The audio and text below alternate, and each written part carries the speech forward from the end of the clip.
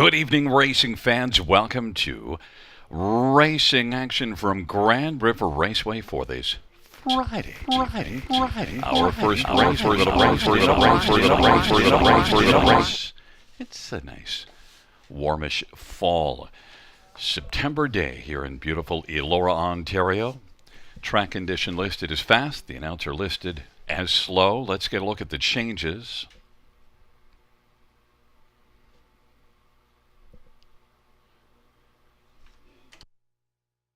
Note in race 1, scratched is number 4, Torque Delight.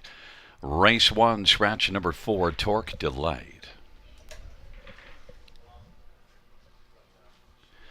In race number 2, number 1, Milieu Fromage is scratched. Scratch 1, Milieu Fromage.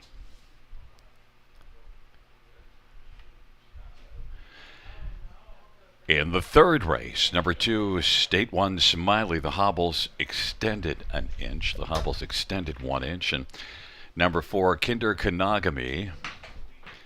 Trainer should read Rafael Barassa.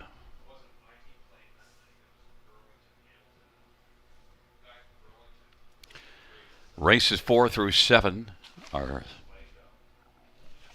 no changes. No changes. Races 4 through 7.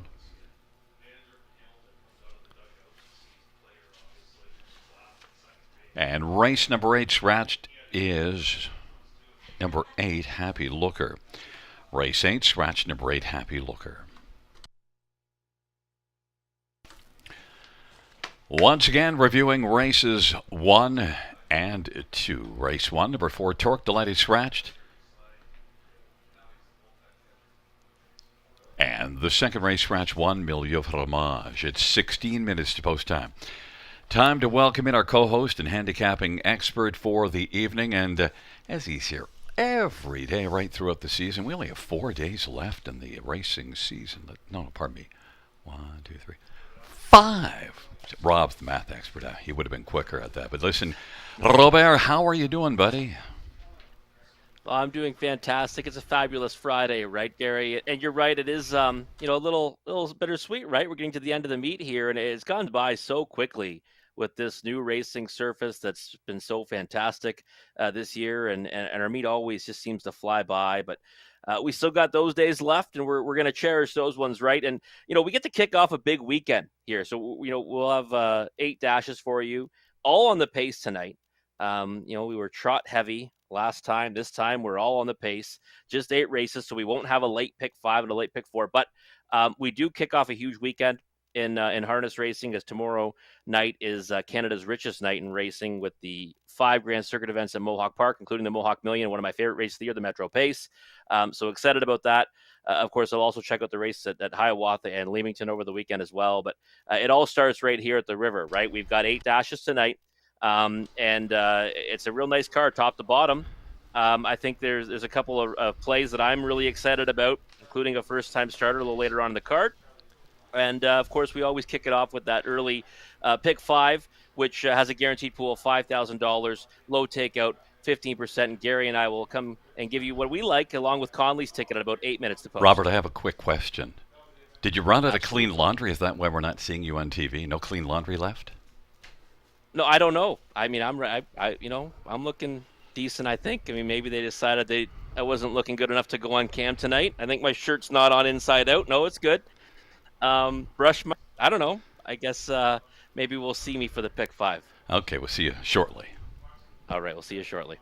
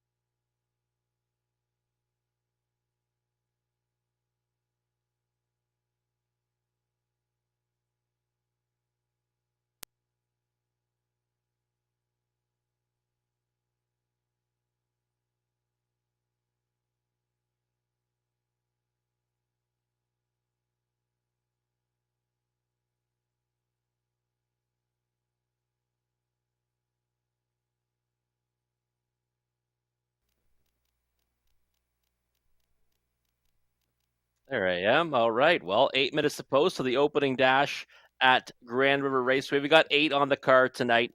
And of course, we always like to kick it off by talking about the early pick five. It's a can't miss wagering opportunity with that low take at a 15% and guaranteed pool of $5,000. Myself, Gary, and Conley always map out tickets for you, and you can feel free to add or subtract as you see fit. And for me tonight, I think I've kind of kept my tickets economical. We just have those two multi-leg wagers tonight, the two bigger ones, right? The early pick five and the early pick four with 8 dashes. There'll be no late ones, but excited about what the early ones have to offer. We're going to look at my ticket first, as usual, and we're going to start off with just two horses in the opening leg.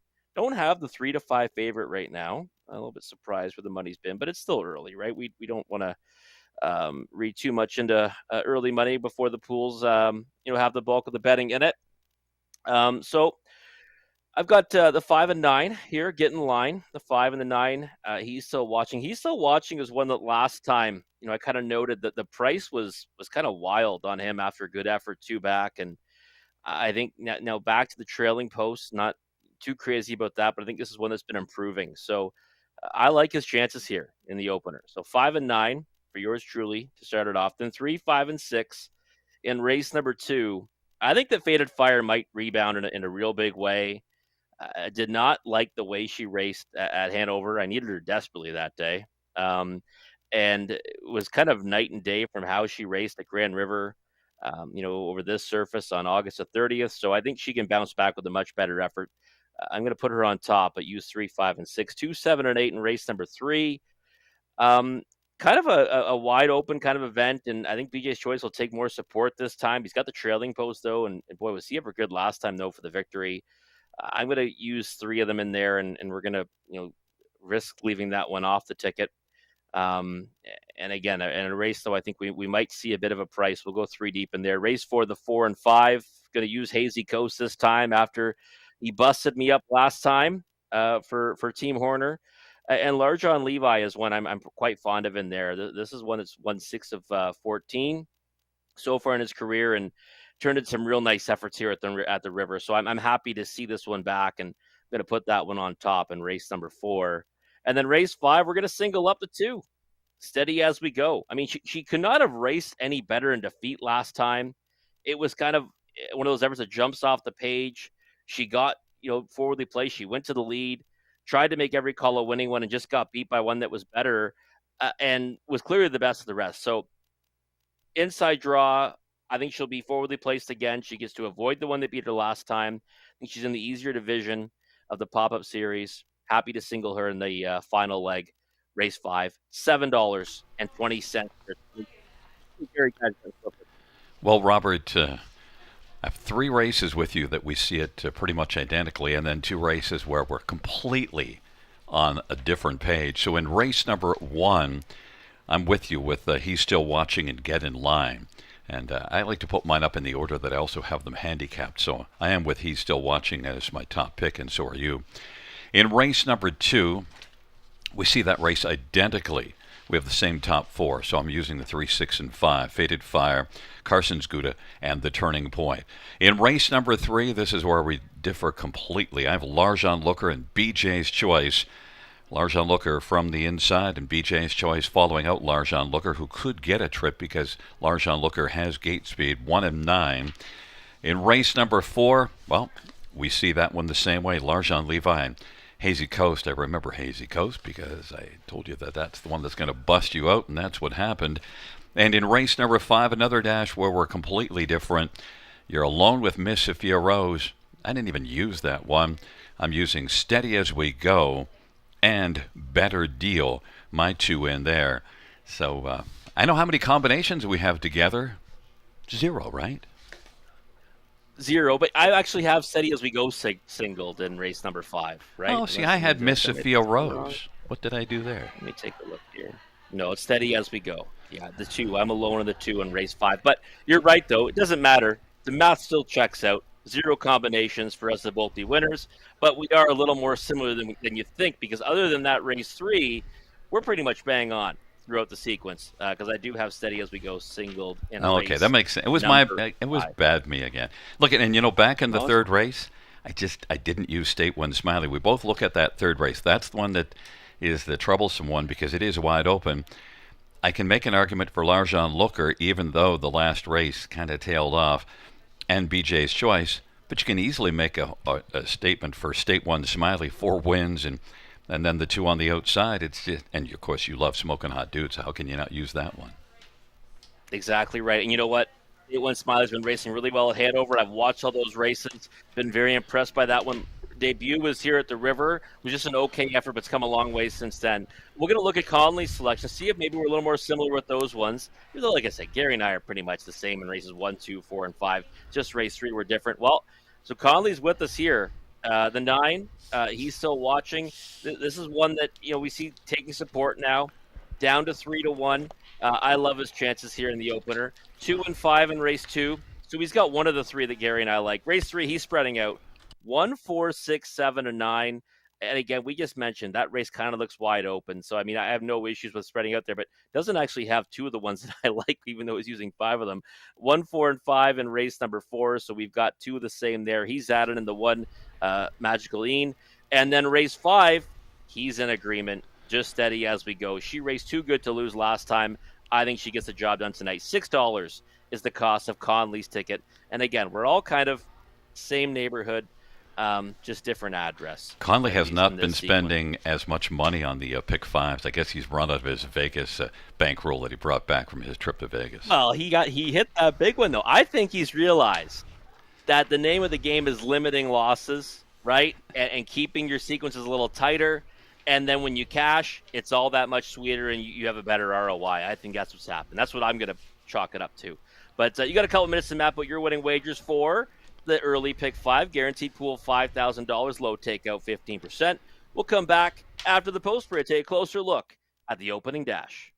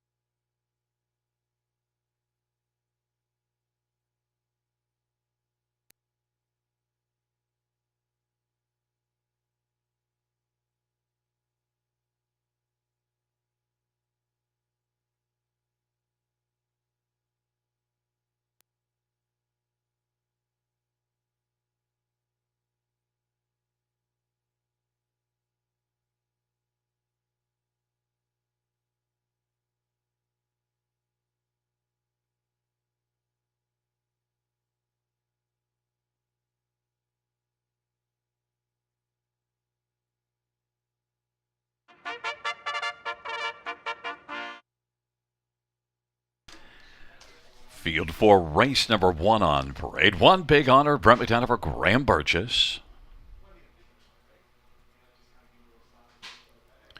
Number 2, Dark Side of Wicked, Paul McKenzie for Gary McDonald. Number 3 is Urgent Bay, Jay Harris for Shane Barrington and Imagine Stable. Number 5, Get in Line, Daryl Thiessen for Ben Wallace and Wallace Standards and Dean Lockhart and Jeffrey Rockin, David Reed. Number 6 is Country Mouse, Carl Dawson for Teresa Large. Number 7 is Art Gizmo, Pat Udon for Gary Kingshot. 8 is Gearson, Jason Ryan for Gary Kingshot. And 9, he's still watching, Scott Coldiver, Lyle MacArthur, and Linda Wellwood, and Tammy Aspen. Field of 8, race number 1, first dash of 8 on this Friday evening. And let's get right to it, Rob. And first of all, Urgent Bay has been taking money all the way through, so he's making me be a little bit worried, $50,000 yearling. But you know what? We're all in on He's Still Watching. All of the cappers have gone this way and is a co-favorite right now. Scotty Coulter and He's Still Watching for Lyle MacArthur from the Trailer Post, 5-2. Yeah, and I mean it's pretty remarkable that we're all on the same horse when he's got the trailing posts. But you look at that effort two back and actually raced really well from that spot. I thought last time actually raced better than the line shows. Got away fourth off the gate, stayed on the inside, kind of got shuffled, and I thought raced well to be fourth and was 32-1. And I think the depth of that field obviously tougher than this one, right? Because that's in that non-winners of one or 9,200. He was racing in non-winners of one or 8,000 before that, so that's around the same kind of level. Now it gets down to that kind of that softer non-winners of one, that maiden race. So I just think as long as he doesn't get spun out too far out of it off the gate from that trailing post, he's going to be tough in here. And he's kind of offered a nice price throughout. I don't know if he goes off at 3-1 or so, but I think that's a reasonable number on him. I think he's probably deserving of being favorite or second choice in here. We both went to Get in Line, second in line here, and Get in Line is one that, well, that didn't do a lot last race, but it was post 7, 54-1. But you do see those miles, 54-1, August the 15th at Mohawk. Now, it was well beaten, but still was up attending to a strong pace for a good chunk of the race. Yeah, and he's interesting because that last effort, you'll post 7, get away eighth off the gate, make up some ground in the late stages, and against a pretty solid group for non-winners of 1 or 8,000 life. Minotaur was the winner. He's gone into Mohawk Park. Long Shot Panic. He's gone into Mohawk Park. The horse that was third in there was He's Still Watching. Maybe some more tinkering too, getting a week off in between starts and moving in 2 spots on the gate. Daryl Thiessen back aboard. I just was kind of intrigued by this one, thinking that he'd probably take money second start here at the River now after spending his first 3 at Mohawk Park. But again, just really 2 I wanted to be involved in here. After the scratch of the 4 Torque Delight, just the 5 and 9 for me, and right now they're the ones that are kind of taking the money. And I think I'd say after seeing the score down of the 9 He's Still Watching, his stock's kind of gone up even more for me, and that's probably why he's now taking even more support down to 9-5. Well, and listen, number 8, Gearson, you watch all those Hanover races, and Gearson's had only one race, but it was a win. But now it's post 8. Does he have the gears for post 8? Well, he gets post 7, right, because of the scratch of the 4. So he gets to move in 1 spot. It's still the uttermost post in the contest. But, I was actually pretty impressed by that one. I know it's just 2:01 and 4, and we're always kind of discounting those slower times at Hanover. But obviously it's a faster surface. And Lorimer McClure was on aboard that day, kind of started shifting to the outside, looking for room, and then abruptly dropped back to the inside. And I thought, oh, wow, you know what? Maybe he can get there. If he gets room, he did. He got up by a nose, and probably wouldn't have won if he didn't kind of get that inside move in the late stages. But I thought he raced pretty good doing so. He was pretty handy for a first-time starter. But he's 4 years old, right? He's a 4-year-old who made his first start on September 14th, just last week at Hanover. So I think he's got a chance in here. You get Jason Ryan aboard. And he's a horse that probably under the radar right now at 5-1. So if I did add another one to my tickets, since the scratch of the 4 Torque Delight, it would have been Gearson. And again, I don't think he's without a chance. One that's not without a chance is One Big Honor. Now, look, I know, geez, you look and say, hasn't done that much of late. But also, you see the 2 races ago, September the 4th, in with Aladdin Dulac and Smart Thinking and Montrego, finished 8th, beaten 4 3/4, 55-1, good back half. Yeah, that's a condition claimer, but the thing is about it is that it's a condition claimer with a pretty decent earnings cap, right? A lot higher than the 3,000 there is today. So usually I like horses going the other direction from non-winners, open non-winners company to that condition claiming ranks. But when they're facing a pretty decent cap, even when they're racing for a price tag, this is it is kind of a drop from there. Last time out, faced tougher as well, and that non-winners of 1 or 9,200 life. Pole position. For me, it just came down to he'll probably be able to trip out in here. And if he trips out, he might be able to land at the bottom end of the try or the super. Yeah, well, look, we've seen post 1. You just always have to keep them in mind because they've done statistically very well. So one day, at least use on that superfecta ticket. And I added Country Mouse on my super, and just because I see enough speed in there to maybe think that this one could land towards the bottom of the ticket at 8-1. But it is a field of 8. Big Honor, Dark Side of Wicked on the inside. In the center, Urgent Bay, Get in Line, and Country Mouse. To the outside are Gizmo and Gearson. And the second tier, He's Still Watching. It is a field of 8 for race number 1. First dash on a Friday night at Grand River Raceway. And the field for race number 1 is all in position. And off stride, Art Gizmo. Big Honor from the inside is going to blast out. And then also getting out well as they drive around the turn is Urgent Bay with Get in Line. Then it is Dark Side of Wicked. Gearson, he's still watching. Off stride goes Get in Line. Now he's still watching. Is going to be racing position 4th. Then Gearson, Get in Line, and Country Mouse. It is Big Honor at 10-1 who's got the lead over Urgent Bay, who is 17-1, 27-3 opening quarter. And then third is Dark Side of Wicked. Big Honor leads the charge on up towards us. Big Honor and Brett McDonald is on top right now by about 2.5 lengths over Urgent Bay. Dark Side of Wicked, he's still watching, is racing 4th and is going to stay down on the inside right now. And then racing position 5th as they work their way on into the backstretch is Gearson. Then it is Country Mouse and Art Gizmo. And it is Big Honor as the field works their way on down the backstretch. Big Honor off a half of 57-2 and a 29-4 second pedal. Looks sharp on the lead. Big Honor is on top by about 3. Urgent Bay, now he's still watching, has popped out but didn't advance much. And Dark Side of Wicked, he's still watching, now is on the outside and getting some urging by Scotty Coulter to pick it on up. And then it is Gearson and Country Mouse. He's still watching, is closing rapidly now. They get by 3/4, 126-4. It is Big Honor. Big Honor, he's still watching. We're watching that one get closer with every stride now. And Urgent Bay, Big Honor, he's still watching, is coming hard now. And then Urgent Bay and Dark Side of Wicked, Country Mouse and Gearson, and he's still watching now, is taking the lead. He's still watching. Big Honor, he's still watching, trying to put away Big Honor. He's still watching, had to work hard all the way to the finish because Big Honor was game to the finish. Then Urgent Bay and Gearson, 156-1. He's still watching at 6-5. Rob had to work in the lane even as Big Honor was chasing hard, but got the job done. Yeah, he did. He got the job done. It was nice, pretty handy effort too from this horse. I mean, he's been learning the ropes, right? He's got 8 lifetime starts now, and obviously kind of picked it up in his last couple anyways, and a good third, 2 back at 52-1, fourth at 32-1 last time.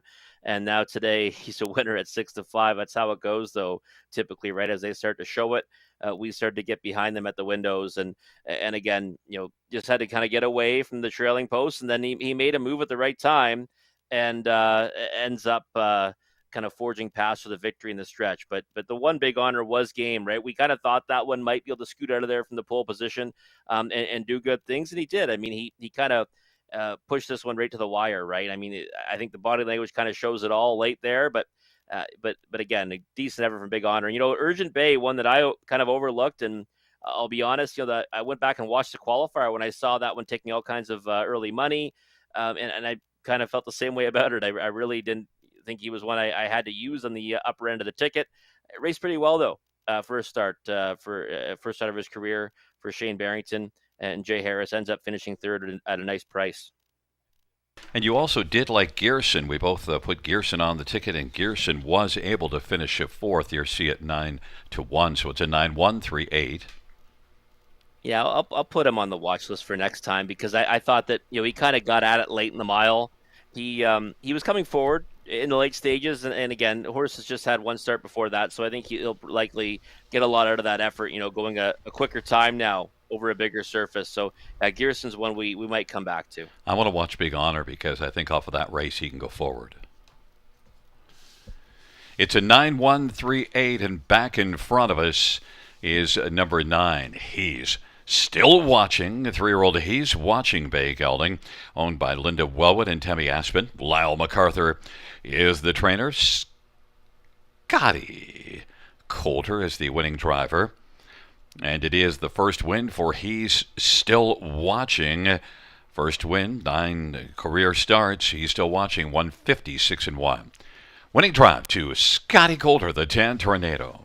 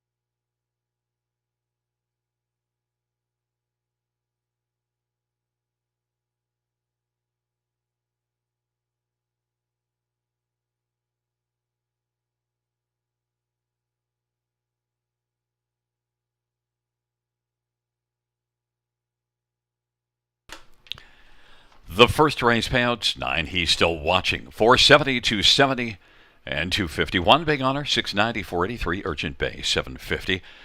$2 exactor 23.20. Dollar try 121.55. Dollar super 607.45.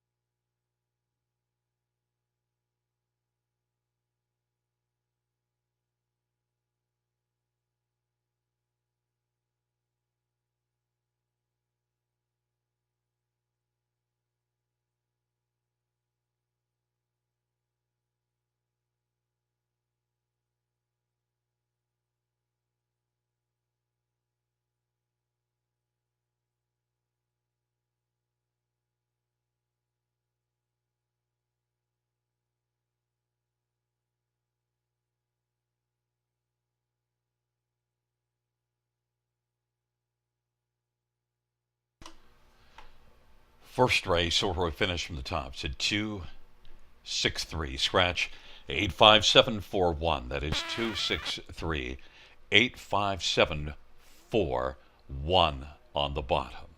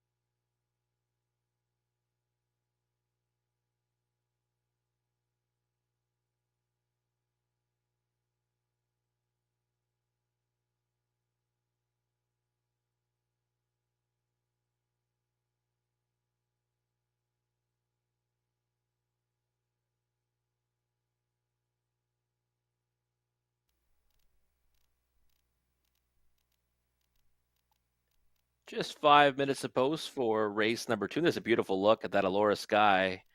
My favorite shots here. Allura sunset incoming. Beautiful shot there, Allura sky. Gary's favorite too. Winner of the first. Again, he's still watching. Pretty, big favorite in the end. I thought we might get a better price on him. Didn't happen. Doubles are okay. But in any event, many are likely still alive in that early pick five, but the early pick four starts right here. And it's another one of those can't miss wagers here at the river. $2,500 is the guarantee. Low takeout 15%. My ticket's not going to change too much. I always bet them back, even if I'm alive in that pick five. And I'm going to still go with the 3, 5, and 6 here. Lady Smith is a speed threat from the inside, but I wanted to kind of go with the ones that have been racing in against tougher company. And to me, that's a 3, Faded Fire, the 5, the Turning Point, and the 6, Carson Scuda. The Turning Point is favorite, but I like Faded Fire the best here. I think she can bounce back in a big way off kind of a poor effort last time out. And if she does, she can jump right to the winner's circle, back to the winner's circle here at Grand River like she did June 21st. 2, 7, and 8 in the race 3 for me. Again, kind of a wide open event. We kind of noted winner could really come from anywhere in there. I cut it down to 3s. Didn't want to spend too much. 4, 5 in race 4. I think the race goes through the 4 Hazy Coast and the 5 Large on Levi. And then race 5, just a 2 steady as we go. If she can just replicate her latest, I think she's real tough to beat. She went 53 and 3 at her own mile. Really quick fractions up front, and I think she can go the distance this time out from post 2, moving in a couple spots in the gate. $3.60. It's the cost of my 20-cent ticket. We'll see what Conley's got in store for us for his pick 4 again. Gary mentioned he's kind of spending less now, but having more success with it too, though, right? He had that big pick 5 ticket for just $3, and he got back over 300 and change. 1-6 here for him. One is scratch Milieu for Maj, so maybe it's a 2-6. Let's just see here. I think might be 2-6, or if not, he's singling the 6 now. But in any event, yeah, he's got the.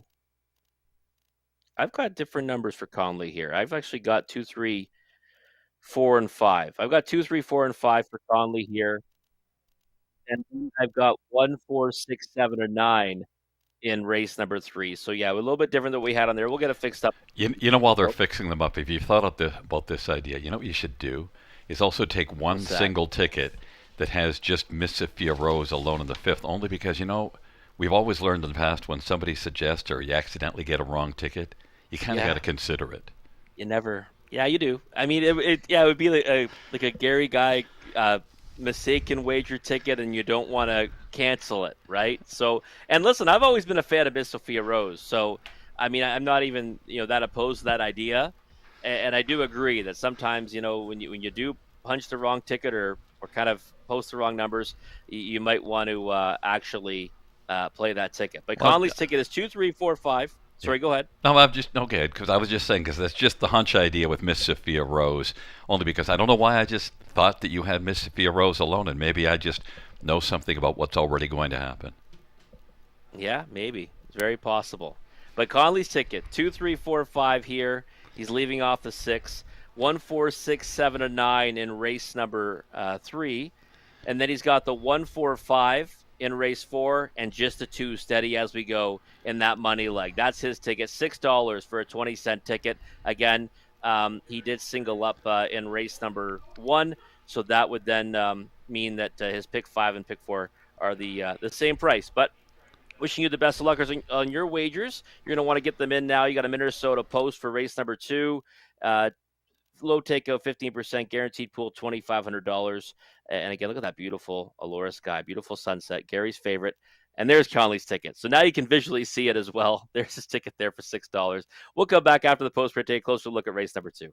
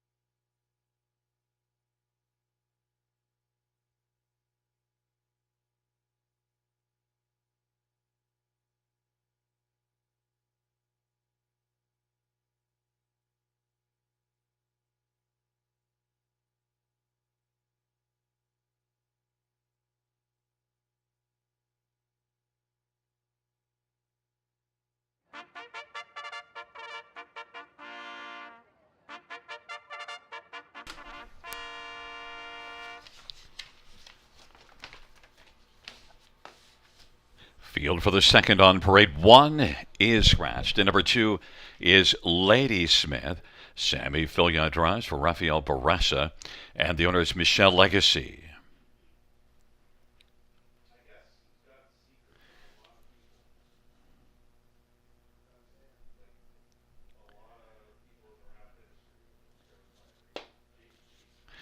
Number 4 is EL Citadel. Jason Ryan for Tim Jacobson and James Edward Lewis. And number 5, the turning point, Scotty Quiller, Shane Barrington, and Sylvain Cote and Robert Bernicki.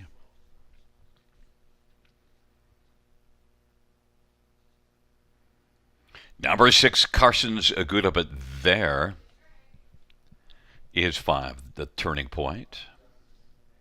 6, Carson's Aguda, Louis Gregg for Vicky Gregg and David Carson. And note that 3 is Fated Fire, Brett McDonough for Pam Forgy and Mindy Findling Repko. Let's get a look at this field. And boy, well, Rob, we both have Fated Fire. We like Fated Fire, and Kenny and Conley have gone definitely in the other direction. Conley without Fated Fire at all, and Kenny just in the 3 spot for third. But Fated Fire, yeah, you know, if you only look 2 races back, second beaten ahead to Watcher to Wit, that's a huge measuring stick. Yeah, it really is. But I mean, even before that, Gary, I mean, the efforts that she had, other than her last one, because I needed her desperately at Hanover. She had the trailing post. She got away third. I said, okay, here we go. Jay's going to pull the right line. She's going to just waltz right on by.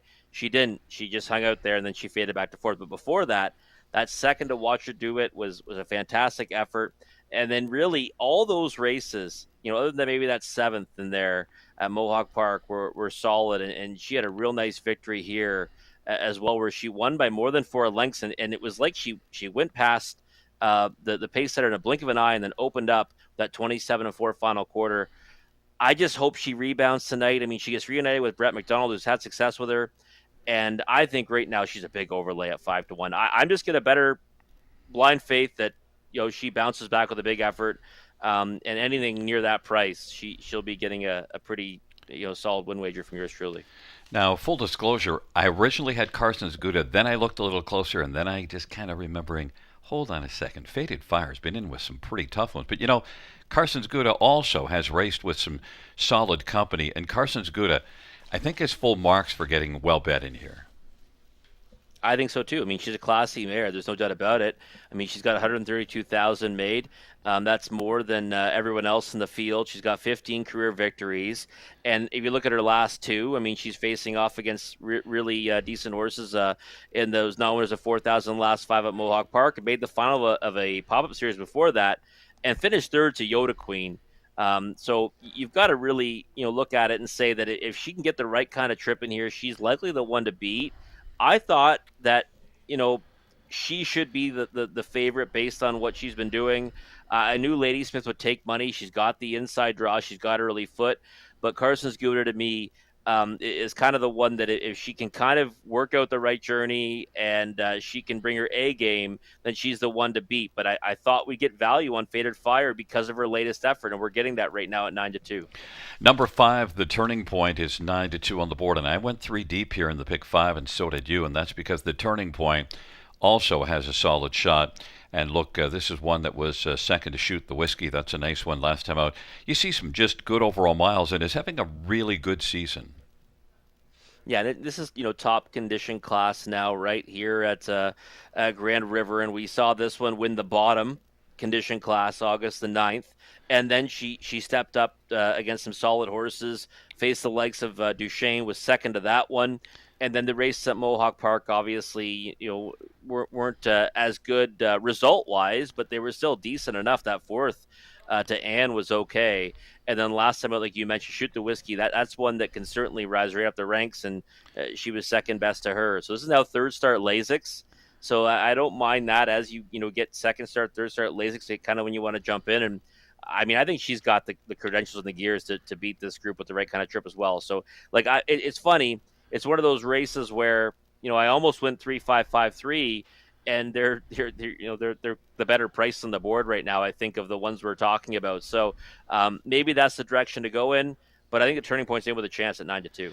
Ladysmith is taking a lot of coin, and last race at Mohawk blasted out, and it might have paid for it a little bit in the late going. Ladysmith did, but also we saw this one here try to bottom out a field August the 28th, and just missed winning and second beating the nose in 52-4. So Ladysmith gets a lot of action on the tote board. Yeah, she does. And I'm always gonna, side with the ones that have been racing in like similar classes, like top condition class on the B tracks, or maybe condition ranks at Mohawk Park over horses that are recently racing really well in condition claimers. I mean, that's the one thing for me. Like, you see a lot of really quick times on there, and she's the one that can certainly freewheel in the engine. But I don't think that the competition she's facing might be to what the competition Faded Fire has been facing or Carson's Good has been facing. So I'm likely always going to go that direction. Horses that have been kind of racing at this level or around it over one that, last couple of starts are against quality horses in a public series, but getting back here to the river now. Before that, she was racing a condition claiming rank. So she's got a pace edge over them here. She might go out and win on the engine. It's a definite possibility, but I want her to go in a different direction to look for value. And like I said, Faded Fire 7-2, sign me up. Well, the other knock on Ladysmith, if you look at the last two seasons, 3 wins, 13 runner-up finishes. Yeah, she's one that kind of does all the work and then just misses quite a bit. So maybe that happens again tonight. And Faded Fire is certainly one that has proven she can get past horses pretty quickly in the late stages. It is a field of 5, the second of 8 dashes on a Friday night, and they are gathering speed. It is Ladysmith and Faded Fire on the inside. In the center, Yale Citadel. To the outside, the turning point in Carson's Gouda. Field of 5, second dash. They're into the backstretch.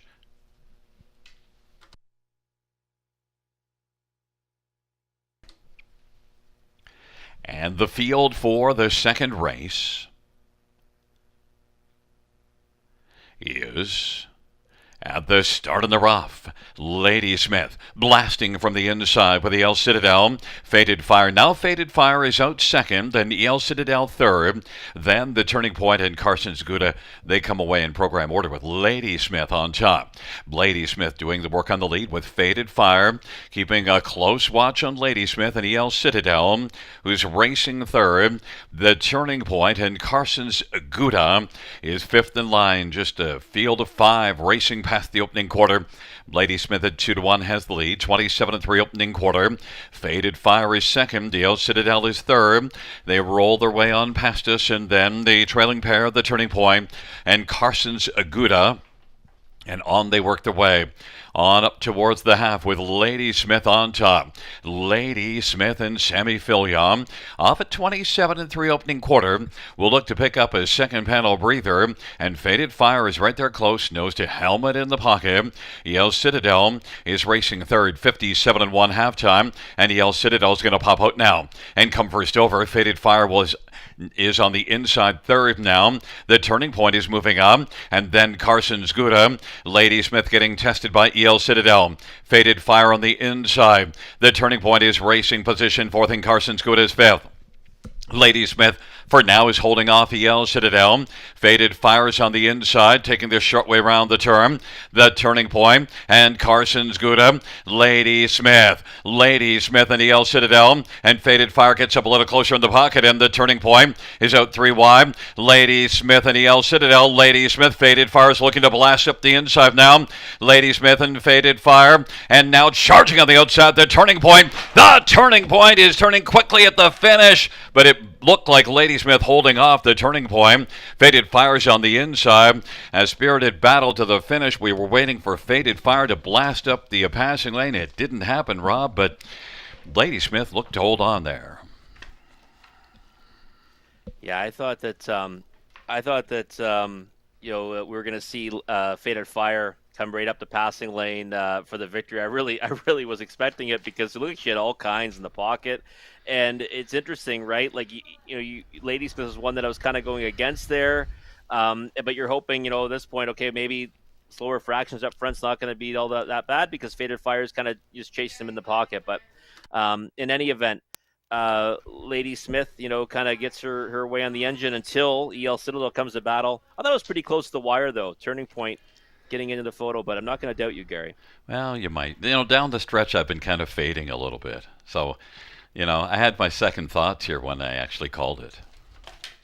Okay, well, I mean, second thoughts gives me a little hope my pick 5 ticket might still be alive then, but I guess we'll see in a moment. And the thing about the passing lane, like it's been getting quicker, but I just thought that it didn't look like Faded Fire really wanted to blast up in there. And there's the slow motion finish, and we'll just see. It's so close that what? Now, whichever way it goes, I'm not going to feel bad. It is really close.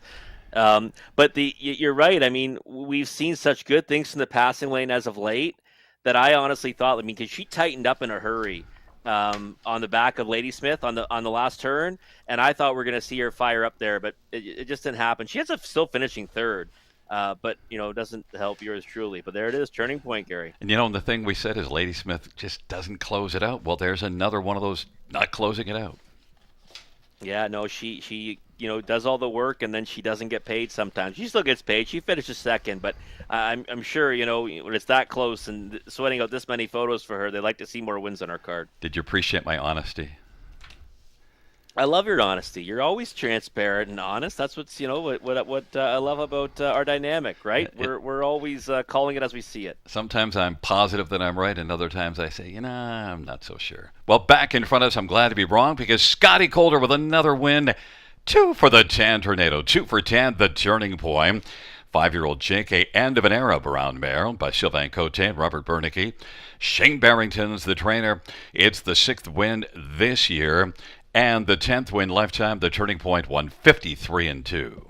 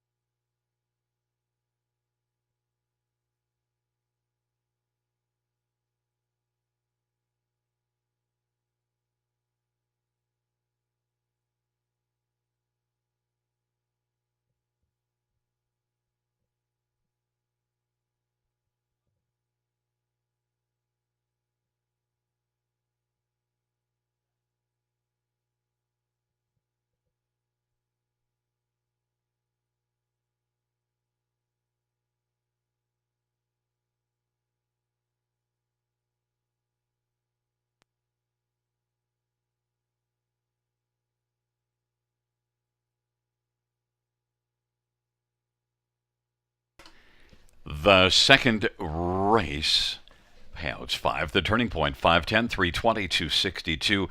Ladysmith $3, 223. Faded Fire 240. $2 exactor 1340. Dollar try 1240. Dollar super $19.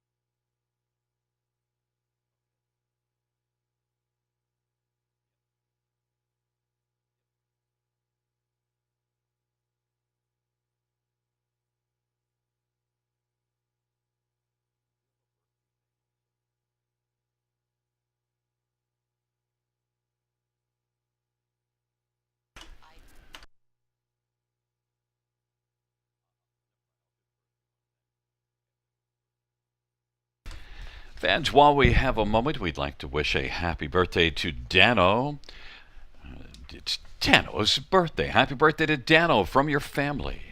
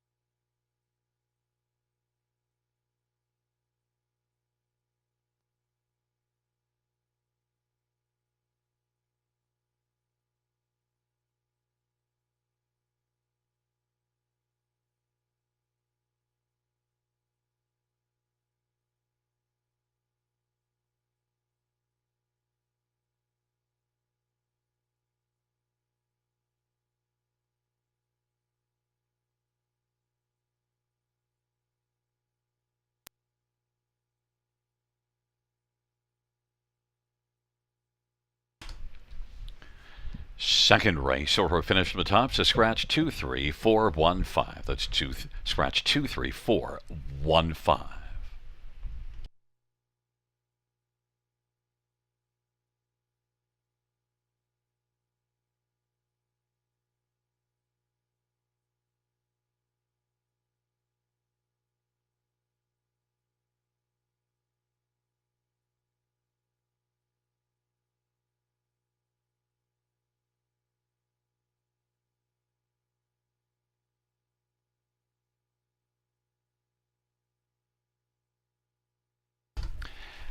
And fans also note tonight on the Grandway patio, well, we've got a wedding. Congratulations to Shannon and Drew. Congratulations, Shannon and Drew, on your wedding. I hope you're enjoying your night on the Grandway patio.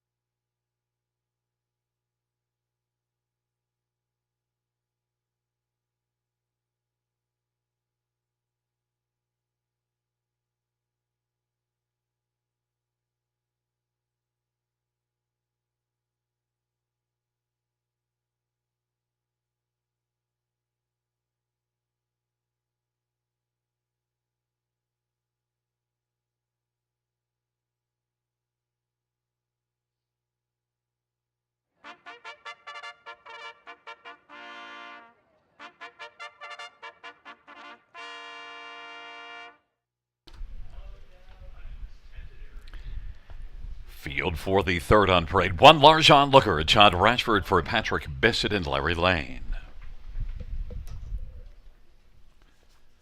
Number 2 is State One Smiley, Pat Houdon for Brian Schufeld.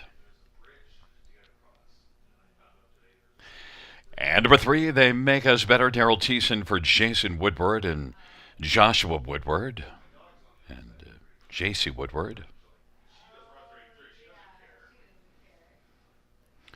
Number 4 is Kinder Kanagami. Sammy Filia drives for Rafael Barassa and Stefan Brousseau and J.F. Reed. 5 is All-Star Whatchamacallit, Jay Heifers for Gord Dancidovich and Bob Dancidovich and Ken Albrecht. Number 6, No Gas Eddie, Travis Henry for Vern Cochran and James Belanger and Edward Gork. Number 7 is Argonite. Austin Surrey for Dean Nixon.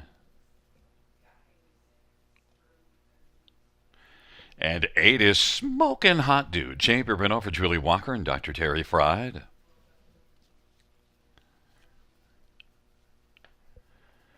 And 9 is BJ's Choice. Mark Goddard drives and trains for William Brown. Field of 9, race number 3. Maidens on the pace in a very wide open dash, Robert. We have 3 favorites, all at just 3-1. The tote board's telling you that it's pretty wide open, and you have one of those 3-1 shots. Number 7, Aragonite, as your top choice now, 7-2 on the board. Fill me in. Yeah, we kept on talking about how this race looked like one of the most wide open ones on the entire card, right? And I just wanted to go with one that maybe was going to show something different now. And we get first start Dean Nixon, first starts of the year as well. I thought raced pretty well in several efforts last season. Qualifiers against Captain's Quarters, home in 27-4. Captain's Quarters came back and won his heat of the Little Brown Jug before fading in the final. But I just like the idea of, siding with a pretty strong barn, racing for the first time. And even though he is off the bench, so the qualifier was good enough. And at number 8, Smokin' Hot Dude is one that, you've had the joy of backing in the past and scoring. I think he scored 8-1 from post 7 August 16th. Yeah, we did really well with this one. Actually, we did I think we had him on top at 8-1, and I think we had him as a value play the start before as well. So those were nice victories. Now it gets, obviously, since then he moved up in class and he, had a little bit of trouble at that level. The Prospect Series event last time out really didn't have much of a chance against the likes of Tricky McWicky. But now you get back down to that non-winners of 1 or 8,000. So, I mean, I know he's got post to 8. I know he's going to have an uphill battle. But like I said, in a race that we think is kind of wide open, maybe there'll be some pace to chase. And if there is, Smokin' Hot Dude can be there at the wire. 15-1 is a big overlay. But again, that speaks to the fact, Gary, that there's like probably 7 of them in here that you could say have a real strong chance at winning. One of those is your buddy Pat Houdon with State One Smiley, and he'd be smiling in the winner's circle, of course.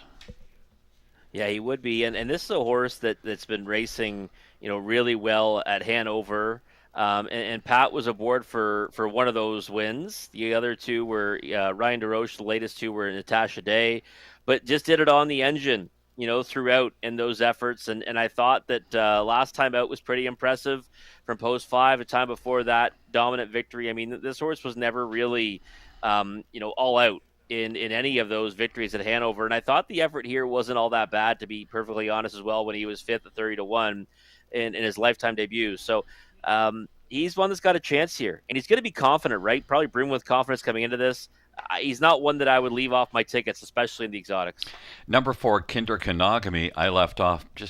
I'm not quite sure always what to think of the miles at Three Rivers, but it is Rafael Barassa and Sammy Filia, strong connections. Yeah, it's Rene Barassa. No, actually, it's been changed. It's Rafael. Oh, there you go. Thank you, Wall. You helped me out there. See that? You always got my back. I got yours. But Rafael Barassa. Either way, both Barasas bring the strong numbers, right? So we're happy with that. And the thing about this one is that I think there's enough stock there that he should buy. And again, coming to a barn that does have lots of success, a combination too that has success, Rafael Barassa and Sam Filion, you can see this one kind of be in the mix throughout. So 7-2 on the board right now. I mean, to me, that's a bit of an over bet because I agree with you. There's some question marks, but I'd be shocked if this horse doesn't make a good account of himself and get a piece of it. Number one, Larjan Looker is my top one. And you have to overlook a couple of things with Larjan Looker, but also you can look at 4 wins and 10 starts in the year. Sometimes steps up large, and then sometimes things make you think, that didn't work out very well at all. Yeah, no, he's interesting, right? He's had some really nice efforts in this class, and he's a speed threat. When you look at this race, though, Gary, there's a lot of horses that have early foot. I mean, this is one where the front end should be busy. I mean, it doesn't always work out that way, but State One Smiley can leave. Large Looker can leave like a rocket. And then as you get further out the gate, you see speed kind of everywhere, right? They make us better. It's got early foot. Kinder Kanagami's got early foot. I think No Gas Eddie wants to go forward off the switch as well. We know BJ's Choice will be happy to attack them in the middle to the late stages, and same with Smoking Hot Dude. But it just really depends how this race shapes up. If Larjan Looker can go to the engine or sit a 2-hole trip and the fractions are reasonable, he can be right there at the wire. Maybe it does set up okay for BJ's Choice. It might. I mean, I kind of discounted him a little bit in here, but like you mentioned last time after that race, it wasn't like he closed into a race where there was, gangbusters fractions on the engine. It was 28-4 in a minute, and he was kind of starting his move as they quickened, and he blew them away. So, I mean, BJ's Choice, I thought he'd take a lot of support in here. That's one of the reasons why I was siding against them. He's 7-1 though. And that's kind of when he can kind of sneak past us, So I think he's in with a chance. He'll likely be making noise when it matters most. Yeah, that's kind of winning against the bias with BJ's Choice, and that's why I went to this one second. And I took the flyer and Larjan Looker, but you have Aragonite as your 3-1 favorite, a lukewarm favorite. We'll see how things unfold. It's an interesting dash. Larjan Looker, State One Smiley, that make us better on the inside. Kinder Kanagami, also Whatchacallit. To the outside, No Gas Eddie, Aragonite, and Smokin' Hot Dude. The second tier, BJ's Choice.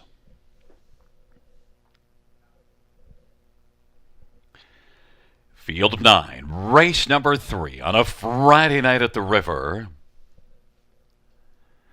And the field is at the start, and BJ's Choice broke stride. Larjan Looker, State One Smiley.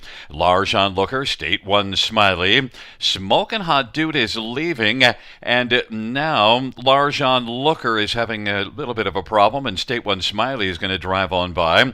State One Smiley, Larjan Looker, and Smokin' Hot Dude, and racing fourth as they make us better. Then fifth is All-Star Whatchacallit and Kinder Kanagami as they race their way off the turn. And State One Smiley's got the lead right now. State One Smiley and Larjan Looker is racing position second. Smokin' Hot Dude. Then they make us better and All-Star Whatchacallit. Kinder Kanagami. Now BJ's Choice is starting to rush up on the outside wide. Scooting through on the inside is No Gas Eddie and then Aragonite. They work their way on into the backstretch. State One Smiley with the front. They make us better. Now is up a little bit better and is only about a length and a half off the lead.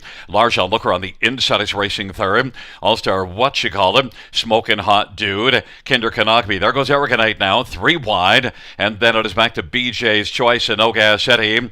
And Aragonite is making up a lot of ground. It is on 3 wide. It is moving right up into contention off a lively half of 55-3 and that 26-2 opening quarter. And State One Smiley. And they make us better. Aragonite's all the way up to third. And then it is All-Star Whatchacallit. And on the inside, Larjan Looker. To the outside, Kinder Kanagami. State One Smiley. Aragonite is looming, and they make us better is still right there on the hunt. And Kinder Kanagami on down the stretch where they come. Aragonite, they make us better. Blasting up the inside is All-Star Whatchacallit. And on the outside, Kinder Kanagami. Kinder Kanagami is going to come on by. Aragonite is second. Third is between All-Star What You Call It and They Make Us Better. Mile of 154 flat. Kinder Kanagami. Robert, why not go 4 deep on your pick 5 in a field like that? Yeah, I know. I probably should have, right? But it's funny. I mean, 8-1 morning line, so I do think that will just organically make him a bigger number in the multi-leg wagers. But after all that action, Gary, we end up with the favorites finishing 1-2, right? I mean, it's pretty wild, wide open event. It kind of was, like I mentioned, like there's so much early speed in here where, we're going to likely see horses kind of bust out of there. Some might kind of go fractions they've never gone before, which we saw, right? 26-2, 55-3. And then there was no kind of just lining up. They all kind of wanted to keep on working. My top choice, I'll be honest, I thought he was a winner. When he made his move, I said, okay, Aragonite's going to win here, and we're going to get a top choice down at 5-2, the price I kind of expected on him. But Kinder Kanagami just kind of too good for them in the stretch, right? Just kind of coast by and wasn't really under much urging at all. And we mentioned, right, moving to, solid connections, figured he'd make a good account of himself. Well, he sure did. He certainly had the race set up for him, but he delivered when given the opportunity. Also, it's just hard to know what to make of horses coming from Three Rivers, but you do see him having some success. But then that last race wasn't good. But then it's a first start for Rafael Barraza, and Sammy Filia. We mentioned the connections. Yeah, the connections are what you're kind of banking on. Plus the fact that he's got 3 wins already, right? And you might not know the competition he's facing there, but like I said, I still figured it was good enough that he's going to be right there in the mix with these, and he coast past them late. And again, They Make Us Better did a lot of work in that race. I mean, that was pretty impressive to stick around for third at 30-1. All-Star, what you call it, I thought looked fantastic going behind the gate. Ends up fourth at 19-1. But it's interesting. Some other horses in there that I thought were maybe going to be able to get a big piece of it, the way it all panned out, just didn't have it in the stretch. But pretty big mile for the class, 54 flat. And I thought Larjan Looker didn't look smooth, and BJ's Choice made a break. Yeah, BJ's Choice. I mean, he jumped it off behind, and that would have kind of fell right into his lap, right? He loved this kind of a race the way it went, but wasn't meant to be tonight. It is Kinder Kanagami back in front of us. 3-year-old sports writer Bay Gelding, owned by J.F. Reed and Stefan Brousseau. Rafael Barraza is the trainer. Sammy Filia, the winning driver. 4th win for Kinder Kanagami. 4th win in 11 starts. 154 flat. That's a new career best.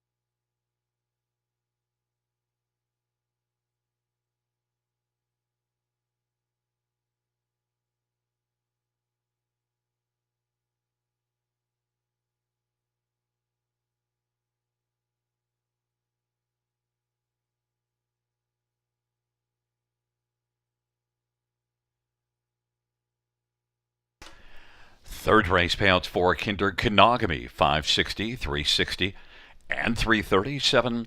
Aragonite, 450 and 510. And 3, They Make Us Better, 740. $2 exactor, 26.40. Dollar try, 110.05. Dollar super, 512.05.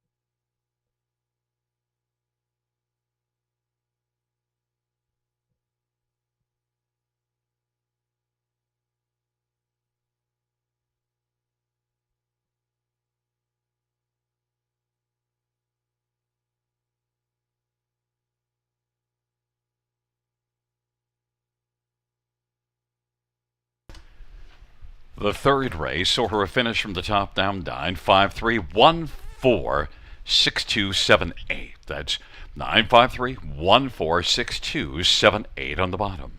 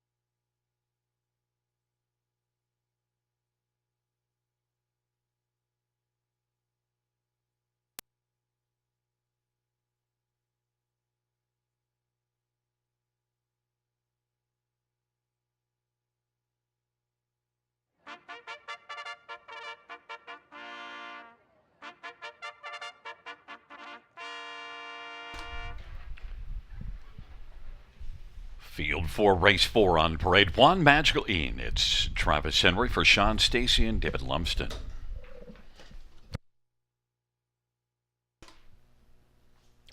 Number 2 is I'm a Captain, Jay Harris for Ashley Lenvoy and Gino Toscani. And 3, Mappa O'Reilly, Mark McDonnell for Haley Curry. And 4, Hazy Coast, Mike Horner drives and trains for Doug Wilson. 5 is Larjon Levi, Sammy Fillion for Patrick Bissett and Larry Lane. Field of 5, race number 4, compact field, non-winners of 2. Let's get at this field. And, well, Rob, we both have the same top 2. Larjon Levi right now is a slight favorite at 9-5, and, well, he's coming in off of a pretty good second-place finish at Flamborough last time out. Yeah, I thought it was a good effort. Overland for a long way before finishing second to Harbor Light Ambrose. And this is one that we saw a lot of, Gary, and I mean, he did nothing wrong over this surface. And, and going back to, looking at those efforts, I mean, solid third to RJ Ringo, then back-to-back wins, then a strong win at Dresden in the Prospect Series, another win at Georgia in the Prospect Series. Now you get back to the river, and it's non-winners of 2. So moving up from where we saw him win 2 in a row in July, but I mean, since then, he's kind of come a long way, I think. And then that latest effort, again, was a step back in the right direction after finishing 8th at Mohawk Park, obviously having to go quicker times there. So I looked at him in here, and I came very close to singling him in the multi-leg wagers. But, Hasty Coast got me last time. Didn't want to get fooled again by that one. So I'm sure the Horners would be happy for another Robert Off angle. But this time I do have that one pegged for second. But Larjon Levi, clear choice on top for me. And thinking that price is about right now at 8-5. Yeah, the thing with Larjon Levi, too, is not trip-dependent at all. Can make his own mile, can race on the pace, or you see some really good efforts off the pace as well. Yeah, and that really helps, too, in a 5-horse field. Because we know these kind of become, strategy races for drivers. We don't necessarily see a lot of action in them. But he's one, like you said, controls his own luck in the sense that he's got early foot if he wants to use it, or he can kind of take a lot of air. I would even be surprised if he could kind of sweep this field too. So, again, a versatile type. He's 6 for 14 in his career, and a big fan of him in this spot. Now, number 4, Hazy Coast, knocked you out last time out, and only had that one race that you might be able to use as a tip, thinking that had a big race coming, because the 1-2 starts ago was a pretty good closing effort, but then last race did everything right. Yeah, I did everything right. I mean, you had Tyler Borth aboard, you had the pole position, so you knew what direction he was going to go in off the gate, and we might see those tactics deployed again when Mike Horner, his trainer, gets back aboard here in this spot. But it's post 4 now, but we know this horse can certainly leave off the gate if that's a game plan. He's actually another one that's kind of versatile, right? I've seen Hazy Coast do it from everywhere, mid-pack, from the back of the pack, and he's 6 for 26 with 11 on the board finishes. So always a big fan of the barn. They always send them ready to roll, and this is one you certainly can't miss on the track. And I think Hazy Coast, for me, is the main player underneath, and one that I used in the multi-legs because of the fact that he might get forwardly placed again. If he ever gets covered up in a 2-hole, he could be a big problem in the stretch. Number 1, Magical Ian, is taking a fair amount of money. Only 5 top 3 finishes in 14 starts, but 2 of those top 3s are runner-up finishes coming into this race. Yeah, they are. The only thing I guess where I get a bit concerned is the fact that Bob Cajun was the winner last time. That's not winners of 1 or 9,200 life, right? I mean, that's not non-winners of 2. And raced in the in-between class 2 back was second to Deuce Hanover. A good effort on that occasion. Has been doing good things since adding Lasix, but this is still like significantly tougher. I mean, it's the class that we saw him make a break in stride in on July 19th and ended up finishing 7th, beaten by a wide margin. Doc Holliday beat him before that. He was 4th in that one. And I mean, what would Doc Holliday do against this group? He probably fared pretty well, but I just thought there was better value on the outside of the gate here with the 4 and 5. but right now they're both 9 to 5, so we're not seeing that. But I do think that they might be a little too much for him to handle this time out. Number two, I'm a Captain, $115,000 yearling purchase. But now with 21 starts, you can pretty much look at the lines and decide what you think of this 3-year-old. And, it's still hard to decide because sometimes he races pretty well and other times he does things where you sort of think, yeah, okay, I don't know what to make. Yeah, no, you know what? I was a big fan last time. Remember, I put him on top. I think I even said he was worth a play two back as well, and it just didn't work out. I mean, the thing is that I tried to talk myself into maybe coming back to him because of the fact that this is the kind of field like to me like 5 horses. That's kind of plays into his hand.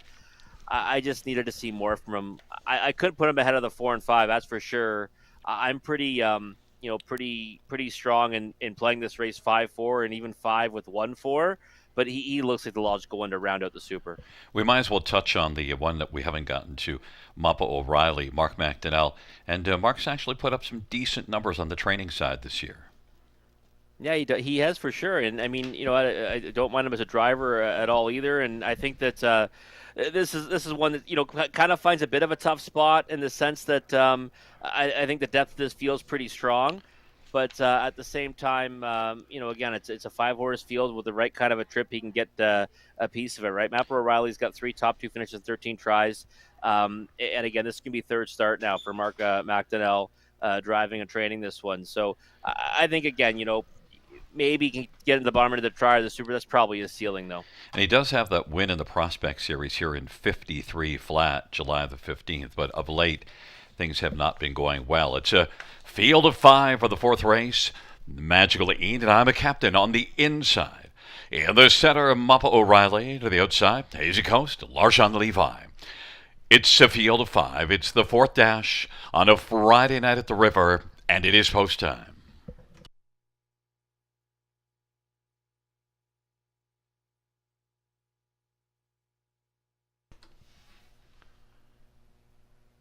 Field for the 4th race. Is at the start of the rough in Magical Ian, I'm a Captain, and Hazy Coast. Then it is Mappa O'Reilly, Larshon Levi's trailing the field. Magical Ian at 3-1 has the lead on around the turn. I'm a Captain, Hazy Coast is in mid-pack racing third. Then Mappa O'Reilly and Larshon Levi is trailing the field. On around the turn they go, and it is Magical Ian who has that lead at 3-1 and is on top, a length and a half, 27-1 opening quarter. I'm a Captain. He is racing second. Then Hazy Coast as they work their way past this trailing pair, Mappa O'Reilly and Larshon Levi is watching the field from a trailing spot, 27-1 opening quarter, and on up towards the half they go. And Magical Ian is getting left alone on the lead right now. I'm a Captain is racing in the pocket. Now Hazy Coast wants to move up and give some company to Magical Ian. Mappa O'Reilly is second over, racing fourth, and Larshon Levi has followed to the outside but is still trailing. Half of 57-2, a 30-1 second panel for Magical Ian. And Travis Henry still looks relaxed in the bike, looks over his right shoulder, and can see that Hazy Coast is on the outside, a length and a quarter back. I'm a Captain's on the inside, racing third. Mappa O'Reilly. There goes Larshon Levi now, and Larshon Levi has exploded 3 wide and is going to roll right up alongside Magical Ian. And it is Larshon Levi, Magical Ian, and then it is Hazy Coast. And the field turns for home. Larshon Levi was last early, but is first in the stretch drive, charging on down the lane. Magical Ian isn't giving away easily, but Larshon Levi was the best, and Magical Ian second. Then Hazy Coast, and I'm a Captain. 154-1. Larshon Levi, a pretty relaxed first half, but then when he got busy, he really got busy, Robert. From anywhere against this group. It's a 5 horse field.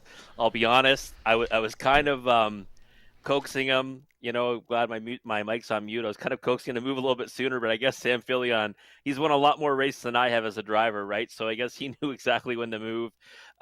Surprised he goes off as a second choice at 7-5. Again, we both thought that he kind of stood out on top in here, and again he could make his own luck, and he was taken right back to last off the gate, and I think really it's just a driver that's got the utmost confidence in a horse that's going to just waltz right past them, because when he asked him the question, it was answered in a hurry. I mean, yeah, Magical Eden kind of fights back late, but at that point, the race is already over. I mean, he's already kind of broken that one's heart, got up alongside, went past, and now he's opening up, coming to the wires. So that to me was a remarkable effort, but as expected, Larjon Levi was doing really good things here at the River, and has done good things since then. And I think we're going to continue to see him, do really good things on the B tracks and in that Prospect Series. And Magical Ian moved up from maiden classes and stuck around for a second and still had some dig left to him and was able to hold off Hazy Coast, so finishes second. That's a big mile. I mean, obviously the winner's back half's going to be monstrous, and the final quarter as well. But Magical Ian, he paced with them. I mean, you've got Hazy Coast, getting a fair crack at him first over. He couldn't get past him, and Magical Ian's one that stepped up in competition, but showed that he can get acclimated to this level and probably hold his own. So good effort from the pole position. Hazy Coast, tougher trip this time around, but finished third as a 6-5 favorite. Well, at least we do my favorite thing, split the favorites, 5-1-4. It's a 5-1-4-2 top four, and back in front of us is number 5, Larjon Levi. A 3-year-old all bets off bay gelding, owned by Larry Lane, trained by Patrick Bissett. Sammy Fillion, the winning driver. 7th win for Larjon Levi this year. And it is the 7th win lifetime, 154-1.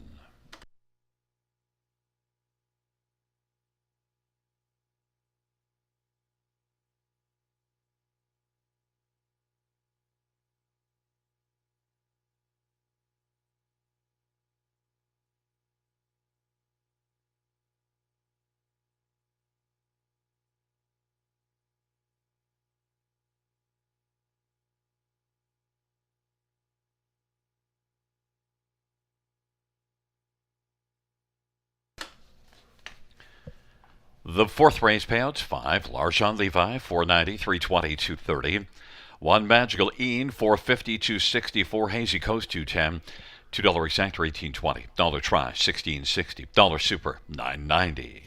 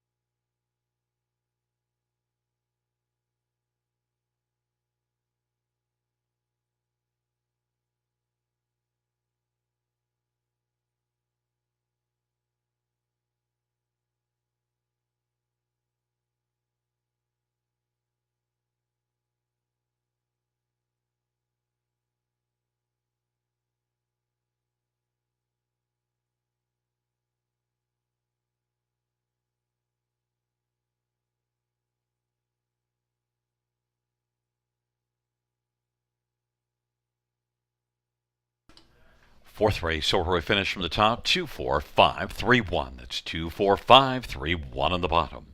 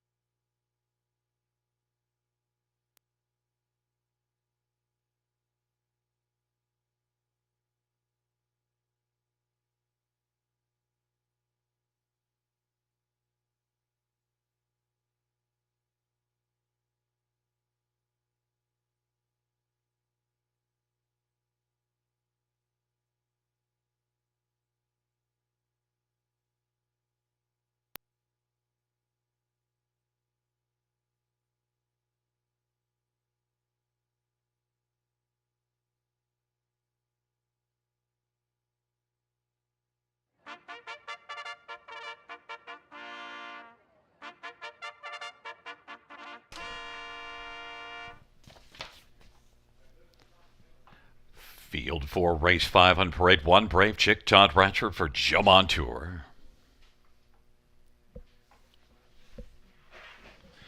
Number 2, Steady As We Go, Garrett Rooney for Brittany Kennedy and Money Clip Racing, and Sean Boston. 3 is Eyes on the Prize, Travis Henry for Patrick Bissett and Tanya Lawson. And number 4, Miss Sophia Rose, Jason Ryan for Mark Goddard and William Brown. Number 5 is Artistic Meadow, Ching Harris for Mark McCormick. And number 6, Better Deal, Daryl Thiessen for Ashley Lenvoy and Gino Toscani. Number 7 is not there, but that is 8, Sheila's Brush, Paul McKenzie for Ken Oliver and Milton Young.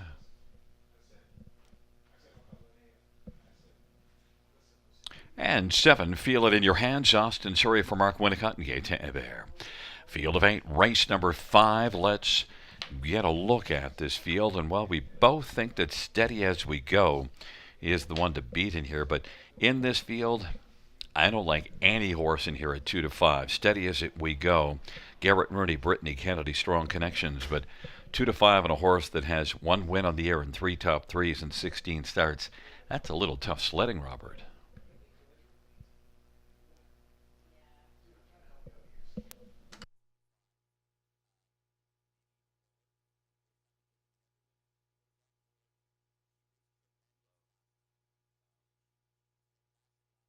When the lead set very hot fractions, only got picked up by Snake Eyes Hanover, was the best of the rest. Let's get on the track right now.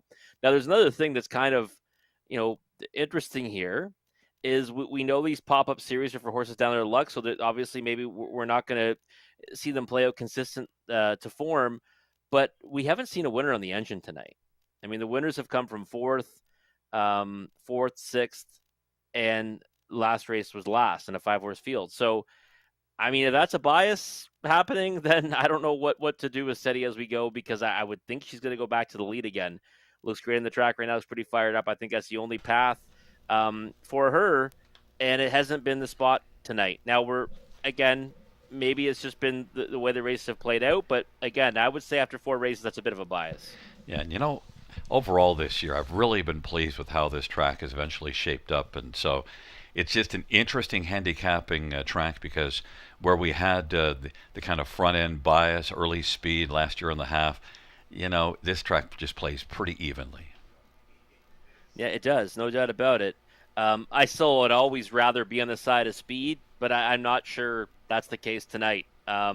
So we'll see very shortly. Again, Steady As We Go is my pick 5 single, all in on her. But again, that kind of gives me cause for concern at a short price.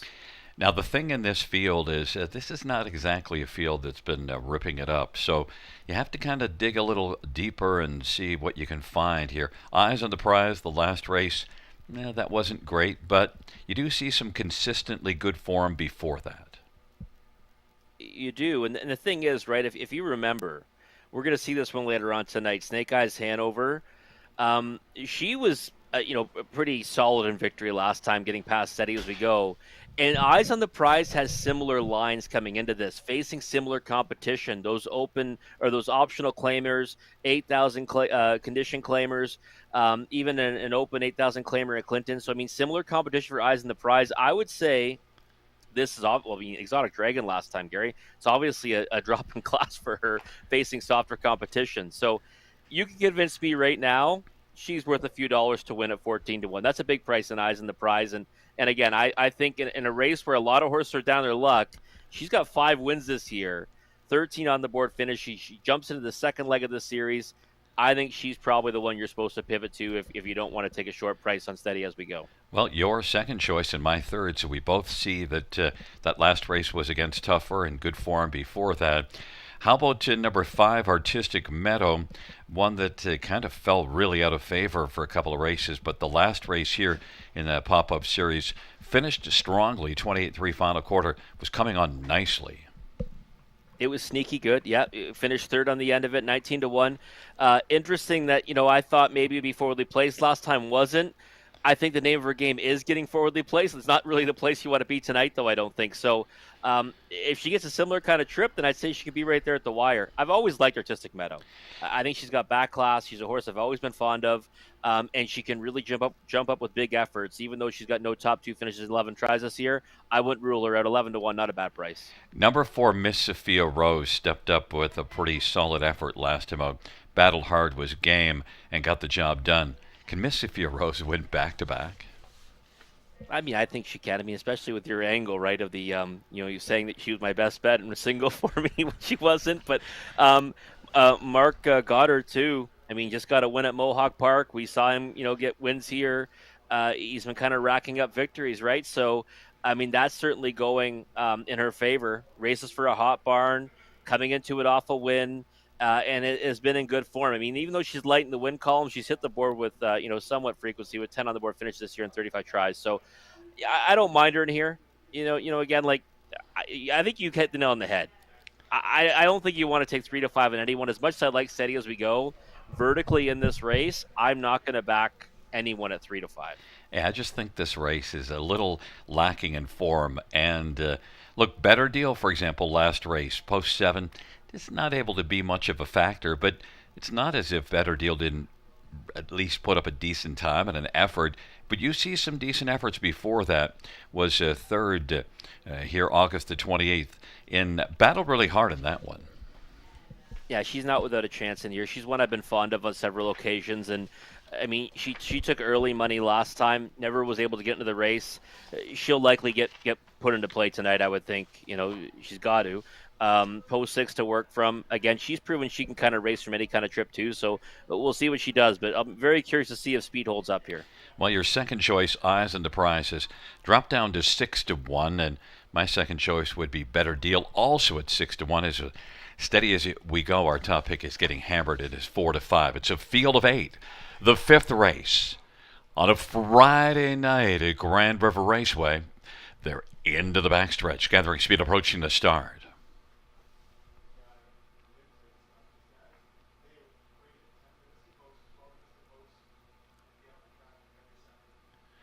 And the field for the fifth race is at the start and the rough, and Steady As We Go with Better Deal. And also leaving out is Feel It in Your Hands and Sheila's Rush and Eyes on the Prize and Miss Sophia Rose. Then it is back to Artistic Meadow and Brave Chick. Steady As We Go, 1-5 on the board. It's got the lead now. Better Deal at a better price, 8-1's in the pocket. Feel It in Your Hands is third. Eyes on the Prize is racing position fourth, and is in front of Sheila's Rush and Miss Sophia Rose and Artistic Meadow. And then it is back to Brave Chick. But Steady As We Go, steady 26-4 opening quarter. Now Garrett Rooney will look to pick up a second panel breather in front of Better Deal, who's filling the pocket, length and 3/4 off the pace. Feel It in Your Hands third. Eyes on the Prize now is going to move out, giving cover to Miss Sophia Rose. Scooting up the inside is Sheila's Rush. Then as they race their way on around the turn, Artistic Meadow and Brave Chick. But it's Steady As We Go, the 1-5 favorite who's got the lead. Better Deal is racing second. Eyes on the Prize is third, and then advancing comes Miss Sophia Rose, and Miss Sophia Rose now is taking over fourth, 56-3 halftime, 29-4 second panel breather for Steady As We Go. Leads Better Deal by a couple of lengths right now. Eyes on the Prize is third. Miss Sophia Rose is racing fourth. Then Artistic Meadow and Brave Chick. Trailing pair, Feel It in Your Hands and Sheila's Rush. It is Steady As We Go. Steady As We Go by 3/4, 125-1. Leads by 3. Better Deal chasing, and then Eyes on the Prize and Miss Sophia Rose and Artistic Meadow and Brave Chick.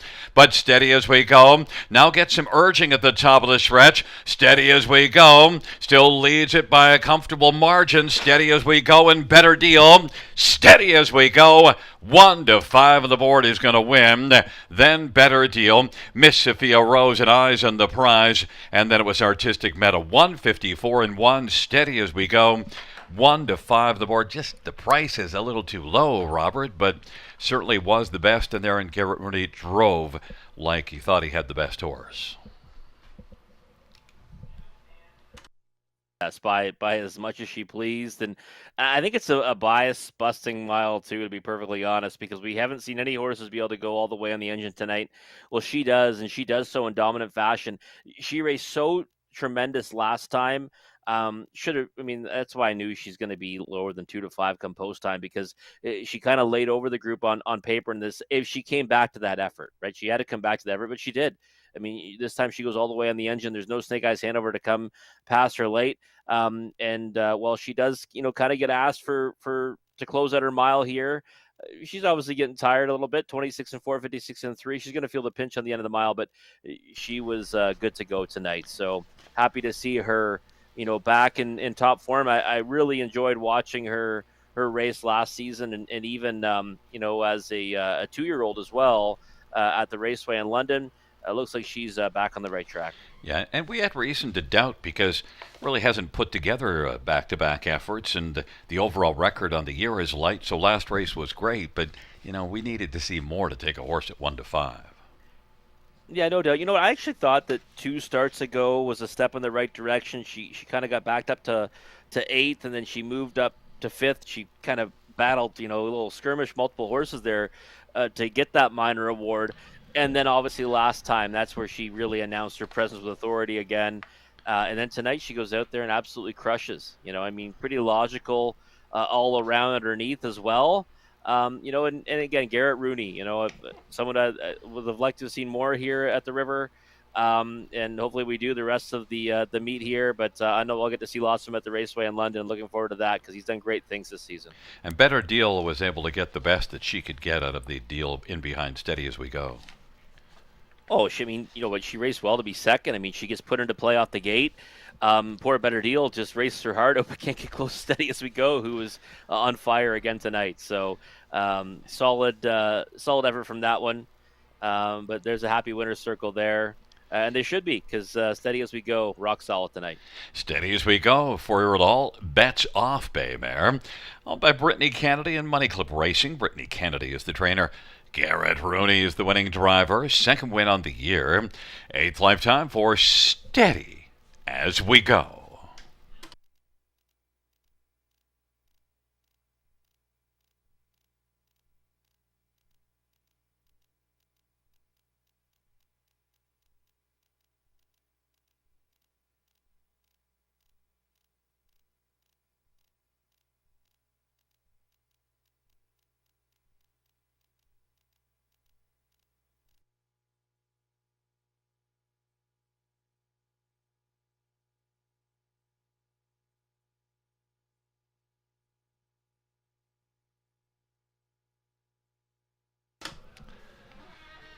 The 5th race.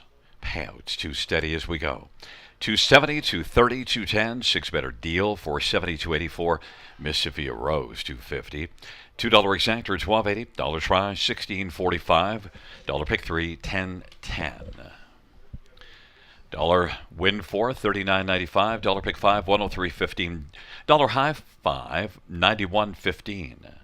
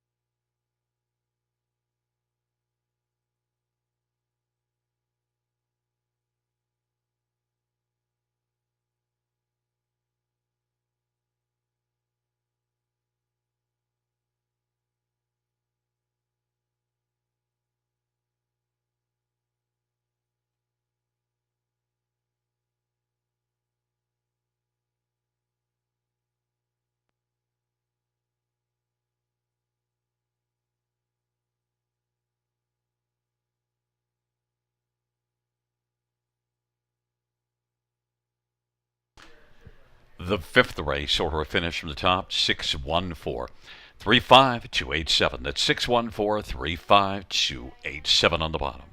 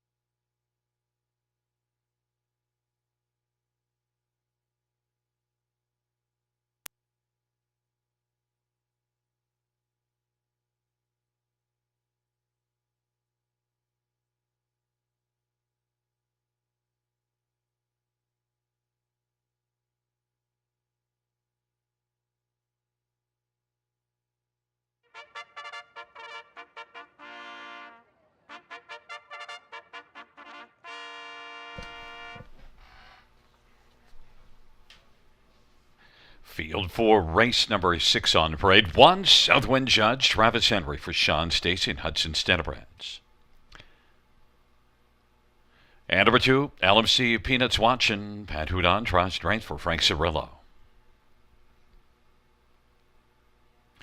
Number 3 is Wicked Jewels. It's Nick Boyd for Wilfred Perot and Grant and Joanne Kurnow. And 4 is Stonebridge Alien, Jay Harris for Sean Stacy and Hudson Stennebreds and Nancy Malik and Landmark 17 Racing. There is 5, McSeashore, Anthony Hahn for Mike Healing and Dreamville Stables. Number 6, Country Grace, Austin Surrey for Rodney Hughes and Sarah Emery. And 7 is Better Talker, Todd Ratchford for Greg McNair and Ross Family Farms. Field of 7, race number 6. And let's get a look at this field. And, well, Southwind Judge, we only have one race to judge this 2-year-old by. And, boy, there's not a lot to see there. But, you see all the qualifiers, so you can be the judge and did finish up that last qualifier, it looks like, on paper pretty well. Yeah, and best bet status for me here, Gary, on Southwind Judge. And there's a lot of reasons for it. First of all, I mean, $125,000 yearling.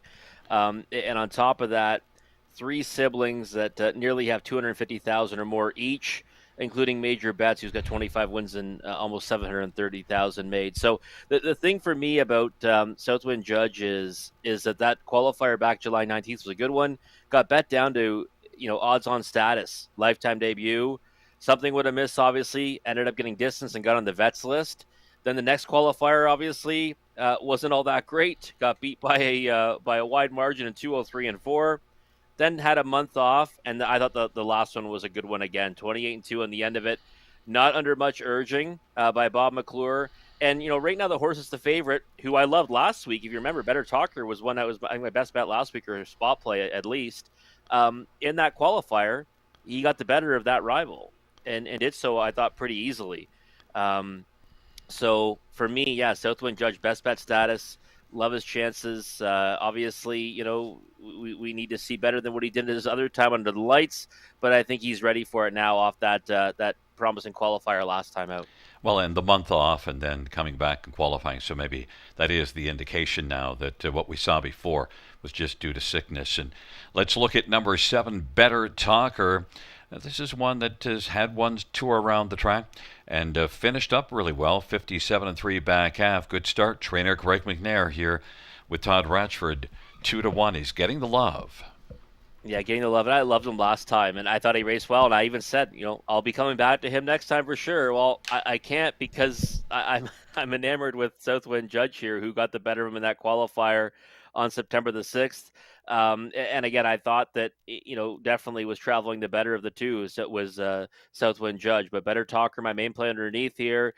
Post 7, versus the pole position played into it as well. But again, can take a big step forward off his latest. And we see horses for Greg McNair, they can improve by leaps and bounds one start to the next, and certainly has a lot of success with these youngsters. So again, I'm going to stick with those two. They came out of the same qualifier. I'm going to stick with those two as my top 2 selections.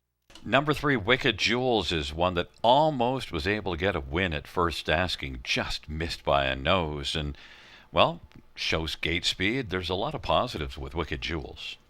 There is, yes, surrounded by horses in the final turn. And I thought when I watched the replay, if this horse kind of gets, maybe this horse didn't get room until it was too late, but I thought had room soon enough to get there. I mean, home in 30 and 2, right? So misses by a nose. I thought it was a good effort. I think one that you can certainly take a step forward off of. But I couldn't put in the same category of Southwind Judge or Better Talker. But I do think this one is one you have to have underneath. Number 6, Country Grace, is one that didn't do much in the first 3 career starts. But, well, that's changed here. The last couple were here. Was really fine. But the only difference now is, can Country Grace get off the gate well again from post 6 here? I mean, I think showed enough speed that that you can do it. Again, not sure speed's the place to be tonight, but we just saw obviously Steady as we go all the way in the engine.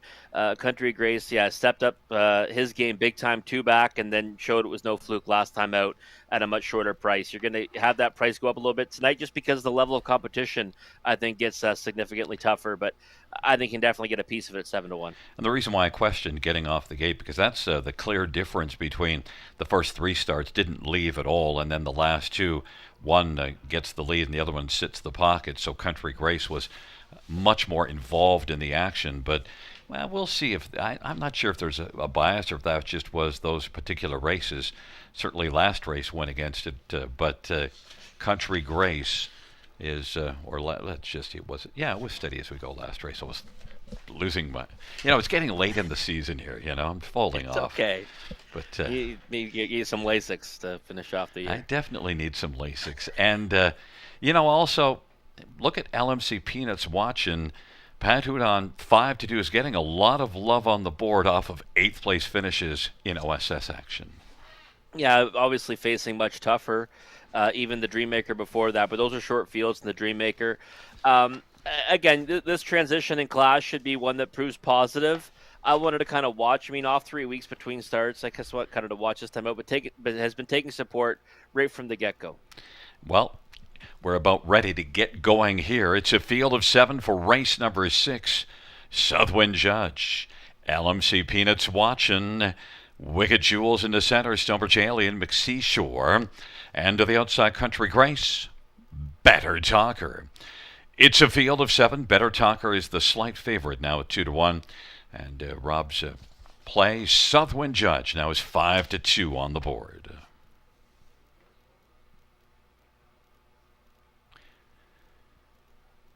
It is a field of 7 for the 6th race. 2-year-old Colts and Geldings on the pace, gathering speed, approaching the start.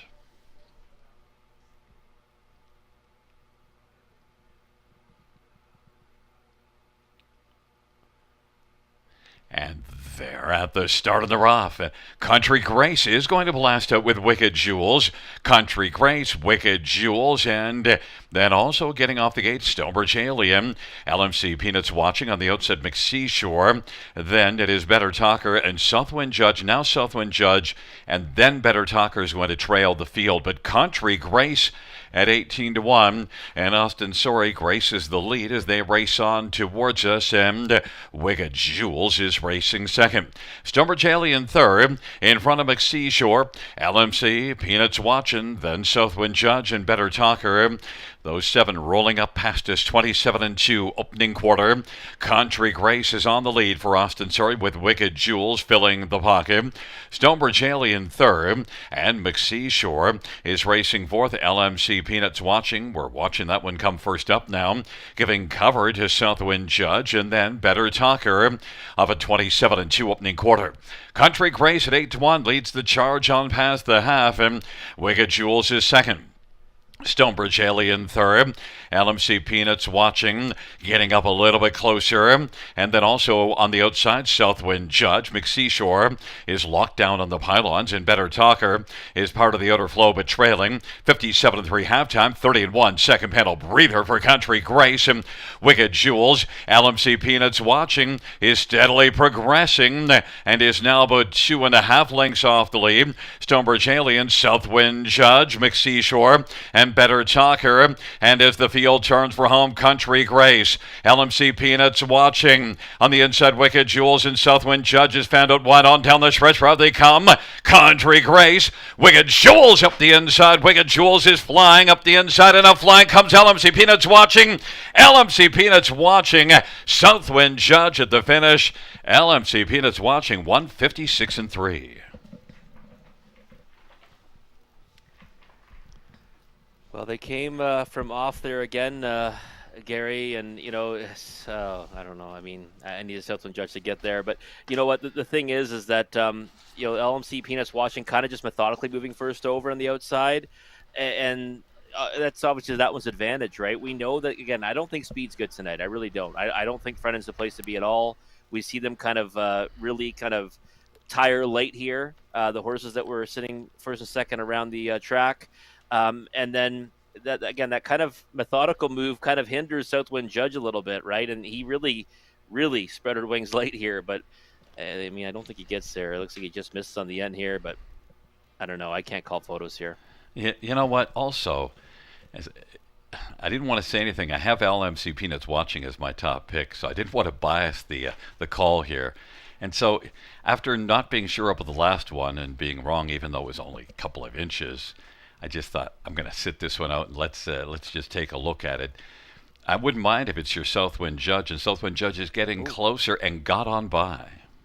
Well, that helps the old pocketbook tonight. I mean, best bet, for me, and you know what, he raced tremendous. I mean, win or lose, he raced absolutely tremendous because he gets away second last off the gate. Oddly enough, I thought Better Talker might go forward, try to go forward off the gate. But I think, you know what, they were kind of thinking, you know what, you can close on this track tonight. So they ended up getting away last and second last. And then when Pat moved first up, I said, well, this is going to be good because maybe Pat will rush. When he didn't, it ends up, a little bit tricky because now Southwind Judge doesn't have much momentum working on his side. In the end, though, he gets there, and that was a tremendous late close. Again, I think racing with the bias, but a horse that I've kind of been waiting for, and sometimes it's nice when a plan comes together. 2-1, we'll take it.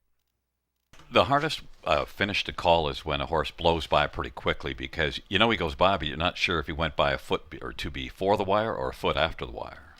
Oh, it's true. I mean, I that's why I just stay out of it with calling these photos because again, he's lunging late. I thought he really had no chance of getting there at the head of the stretch, and then you're pleasantly surprised. It's what makes it feel good when you have a best bet when you're kind of writing it off halfway through the mile, and all of a sudden now you're a winner. So even better, Travis Henry timed it just right. We'll say that. The other one that's toughest to call is when you actually have a side in it too because you're biased. Absolutely, yeah. I'm always thinking that for the worst for my photos. Back in front of us is number one, Southwind Judge, a 2-year-old Captain Treacherous Bay colt. Travis Henry, the winning driver, trainer Sean Stacy. The owner is Hudson Standardbreds and Landmark 17 Racing and Bertrand Gillespie. Southwind Judge was judged a winner by inches at the finish and won 56-3.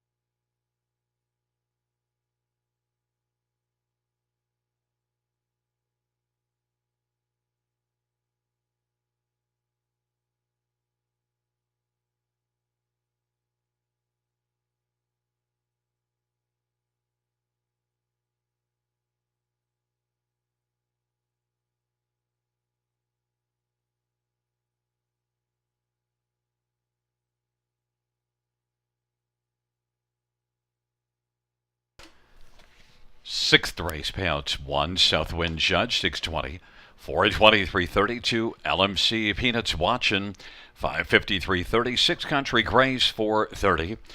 $2 exactor, $23. Dollar try, $59.55. Dollar superfecta, $128.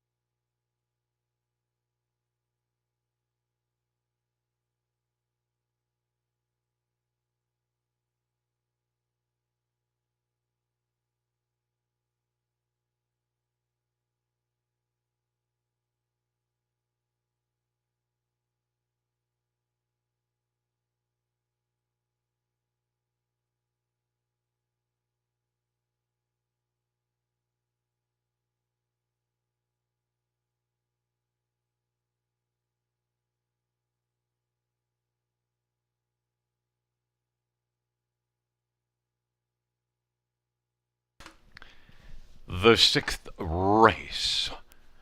Order of finish from the top down: 1, 2, 4, 7, 5, 3, 5. That's 1, 2, 4, 7, 5 dead heat, 3, 5 dead heat.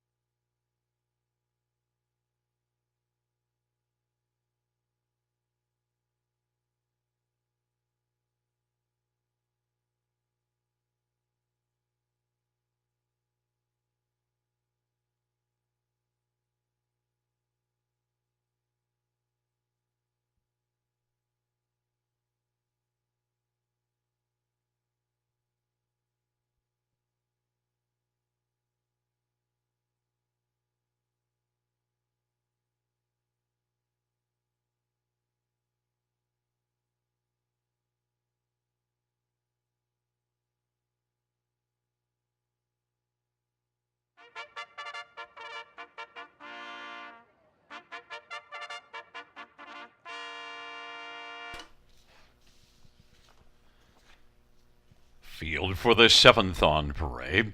One Lions brush marks Travis Henry for John Lougheed and Dorian DeJong and Ed Laybourne. Number 2 is Brooklyn Strong. Dan O'Brien drives and trains and owns. 3 Southwind Infusion. Jay Harris for Ashley Lenvoy and Gino Toscani. 4 is Better Than Never. Mike Horner drives and trains for RAW Equine and Mark Horner. And 5 is Southwind Circuit. Austin Sorry for Kyle Bossens and Hanson Wong. And number 6, Vogue Blue Chip. Jason Ryan for Rod Boyd and Rick McNeil and John Osinga. Field of 6, race number 7. Let's get a look at this field. And, well, we're going to start with number 5, Southwind Circuit, who's been off since the 20th of August. And, well, Austin Sorry, Kyle Bossens. But if you go look further down the page before the last 2, you see some pretty fine form, Robert. Yeah, I just thought that he was worth a crack in here. I thought the Southwind Infusion would likely be the favorite. Didn't think he'd be even money. But Southwind Circuit was one I was kind of chasing earlier on in the season. It was a winner at Georgian Downs in numbers of 2, 3 starts ago. And then obviously last time out got beat a wide margin against Onyx Bovino. And I just thought that, Kyle Bossens usually sends them ready. He has success over this surface, and I'd want to be on the better price of the 2. I kind of had it down to those 2 as the ones I wanted to have in the top 2 positions, the 3 and the 5, and I wanted to try to be on the right side of value. And right now we're doing that with Southwind Circuit at 5-2. Probably should stay as the right side of value because Southwind Infusion, that last race, that's a pretty good measuring stick here. And look, a mile of 53 and 3, Hazy Coast, the winner there, Southwind Infusion. Pretty solid effort, pretty good measuring stick, and also you see some other good miles, 52 and 4 here, back 3 races ago. Gandalf the Bay winning, so some good measuring sticks. Yeah, it definitely is. And you know what I needed last time, right? If you remember, I was I was against Hazy Coast. You told me what was going to happen, and you were correct. Southwind Infusion I thought raced pretty well, only got beat half a length in third. And like you mentioned, right, it's kind of when you look back at those previous efforts, 6th and 4th, even the 6th to price control, facing off against horses that were, kind of bound for better things and doing better things. So I didn't really, read too much into that form and those finishes at long odds. And last time out got bet down to 5-2, and now you've got to swallow 3-5, which I'm just not willing to do, on the win end. But obviously, I would use this one, in the middle leg of the pick 3 and stuff like that. And I think he's in with a big chance. But, we look at these races vertically, Gary, and I'm always going to, try to find the value. And to me, I think at Southwind Circuit. Well, I'm glad that you remember when I'm right. It is such a rare occurrence, so it probably stands out and it's very memorable. How about, let's take a look at also number 4, Better Than Never. Look, last race made an early break, so it was a game over for Better Than Never. But he's one that could bounce back. Mike Horner. Yeah, the Horner barn is one I always kind of gravitate towards. And last time out, I don't think I used him anywhere last time out. I thought it was kind of a tough spot for him. He made a break in stride early on, was never really able to get back into it. But you look at those last 3 splits, right? 28 and 4, 28 flat, 28 flat, back half, 56 seconds flat. He's a horse that's, to me, I think hasn't kind of lived up to the potential yet, because he does make miscues and that kind of stuff. I don't know if he's one that doesn't have it between the ears just yet, but at the end of the day, I do think he's got ability. 3 for 9 last year. Loved him in some of those spots, and I've backed him several times this year, even though he's just 1 for 14. So I think he'll likely, make his way to the winner's circle again sometime soon. It just comes down to, will he mind his manners and get the right kind of trip scenario? And, it's interesting. This track tonight, to me, is one that should favor him. I think he's at his best when he kind of closes from out of it, and we've seen closers do pretty well tonight. So better than never. Maybe one that's worth a poke at 4-1. But again, if I was backing him to win, I'd probably want a couple more points than that, just because that miscue last time. You know who I'd be willing to take here instead of Southwind Infusion, and you might think it's crazy, Vogue Blue Chip. Now look at that last race at Flamborough. Actually was a good effort, and also right the early in the meet in September, the track at Flamborough's been it hasn't been great, and so the times you got to kind of you take them with a bit of a grain of salt. Vogue Blue Chip has ability and has been in some spots that just haven't worked out well. We saw this one back here in July, actually have a couple of really good miles and a win here in the Prospect Series in 54. 14-1, it's enticing to me. Yeah, I agree with that, actually. I don't mind that at all. I know it's just a 6-horse field. We've already talked about 3 of them, but when I looked at this race, it's funny. I looked at it, and I kind of in my head envisioned a scenario where Vogue Blue Chip wins at double digits, just because he's likely going to be that price, and he is right now. He's 14-1. And I still remember when he won on July 15th, and I'm pretty sure I even posted it on X, that overlay of the meet, if not the year of any racetrack, because he never should have been that big of a price. And he probably shouldn't be 14-1 in here, because his body of work is better than that. He's hit the board in 8 of his 18 tries. The wins were good, and he had good, finishes here, picking up pieces as well. So yeah, you could convince me that he's probably, worth a couple bucks at 14-1. And again, like I said, when I handicapped this race, I kind of already envisioned him winning at double digits, and that's where we're sitting right now. Well, and he is my second choice in behind Southwind Infusion. And I couldn't get to Southwind Infusion at even money, only I think that is the one to beat in here. And your second choice, your top choice, Southwind Circuit, I like the idea of going against that and going to the price of, well, now 3-1. Yeah, I mean, again, 6-5 is never fun to take, especially when you're looking at horses with such big prices not that long ago. And again, you're always supposed to look for better value. Again, I'll try Southwind Circuit at 5-2 right now, but look at Vogue Blue Chip, just got cut in half, 14-1 to 7-1. So, maybe people were listening and thinking that maybe I was seeing the future earlier today. It's a field of 7 for race number 6. How about a field of 6 for race number 7? Little audio dyslexia.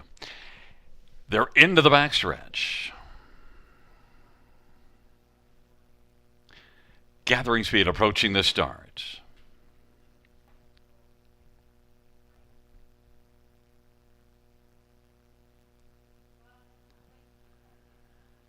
And the field for the 7th race is at the start, and Southwind Infusion has broken stride. Brooklyn Strong, now Lions Brush Marks, and Lions Brush Marks on the inside has the lead at 16-1. Brooklyn Strong at 21-1 is second. Southwind Circuit is third. Better Than Never. And Vogue Blue Chip is racing fifth. Lions Brush Marks now. And Travis Henry has the lead as they race off the turn and roll on towards us. And Brooklyn Strong is racing second. Southwind Circuit is third. And then racing fourth is Better Than Never. And then it is Vogue Blue Chip fifth. And then sixth, and with a lot of work to do, is Southwind Infusion. 27 opening quarter. A sharp opening panel, and they head up towards the half with Lions Brush Marks on top. Lions Brush Marks leads, and that is Brooklyn Strong, who's strong in the pocket. Southwind Circuit is locked on the inside third. Better Than Never to that one's outside. And then Vogue Blue Chip and Southwind Infusion is trailing the field, and they work their way on towards three quarters. And Lions Brush Marks 56-1 halftime, and they're going to have to catch Lions Brush Marks 16-1 on the board. Brooklyn Strong at 21-1 is second. Southwind Circuit is still hemmed on the inside third, but might be able to get out in front of Better Than Never, who might have flattened out now. Southwind Infusion up the inside, and Vogue Blue Chip is trailing the field. And now there goes Southwind Circuit, and Southwind Circuit is moving on the outside. Lions Brush Marks and Southwind Circuit, and Brooklyn Strong and Southwind Infusion. Then Vogue Blue Chip and Better Than Ever on down the stretch. Drive they come. Southwind Circuit has Lions Brush Marks measured. Austin Soria is sitting relaxed in the bike at the finish Garage. Lions Brushmarks is second. Then Brooklyn Strong and Southwind Infusion. 153-1. Southwind Circuit was the better Southwind choice this evening, Rob. Yeah, it was. And you know what? Listen, I can't be upset at all, right? 9-2 on this horse. And I remember I was saying I thought maybe, 3-1, 5-2 would be good, but he even went up higher than that. And at the end of the day, stays on the inside, which ends up obviously being a feather in his cap because he gets room and then he just powers out of there. Um, we know again, I'm going to keep saying it. Speed tonight has not been the place to be. When we do reference this card going forward, we're going to want to look at horses that were on the engine and maybe come back to them because they're at that disadvantage. But I think Southwood Circuit race fantastic either way in here. You can see Austin Story just points him to the outside, and he's holding on to him here, Gary. I mean, he's just got tight lines right to the wire. 92 is a monstrous price. And, I guess really I should have played some pick threes because starting in race 6, my best bet wins. Then we get this one down at 9-2. They should be paying pretty well. Things have come up, Robert, and that was the right call to go against Southwind Infusion. Now, maybe you did envision that Southwind Infusion was going to make a break, and that's why you thought you'd see a play. Yeah, maybe that's the future I was seeing because, like I said, I was pretty fond of Southwood Circuit in there. I thought it was a 2-horse race, and it becomes a 1-horse race, right, when the other one makes a break in stride. So, again, yeah, I think Southwood Infusion is one that will certainly end up coming back to at some point, but just wasn't his night tonight. But it was Southwind Circuits, and I think this is one that we have to watch where he ends up because that's first start after missing a bit of time and should be better for getting that one under his belt. And look at those exotics there. I mean, the tries should certainly pay pretty handsomely with a couple of double-digit horses underneath. Lions Brushmarks has only one win in 33 starts, but that was a very credible effort tonight. Almost stole it off the lead till Southwind Circuit kicked into gear, but one to come back to. Yeah, I think so. Again, I think Lions Brushmark was against the bias, and we'll see how all these front enders kind of fare coming off these efforts tonight. But nice effort from Southwind Circuit. Good to see Austin Story and Kyle Boss in the winner's circle. And good to see a win for you at 9-2. And in front of us, Southwind Circuit 3-year-old Better is Delight Bay Gelding. Owned by Henson Wong, trained by Kyle Bosson's Austin Story, the winning driver. Second win this year, third lifetime. 153-1. The inquiry is up pertaining to the break in stride of 3 Southwind Infusion at the start.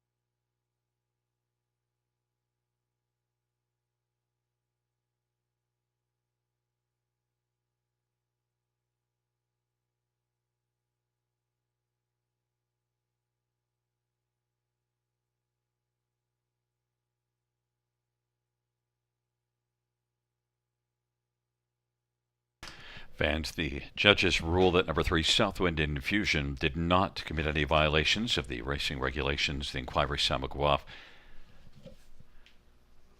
As there is the look at the break in stride of 3 Southwind Infusion.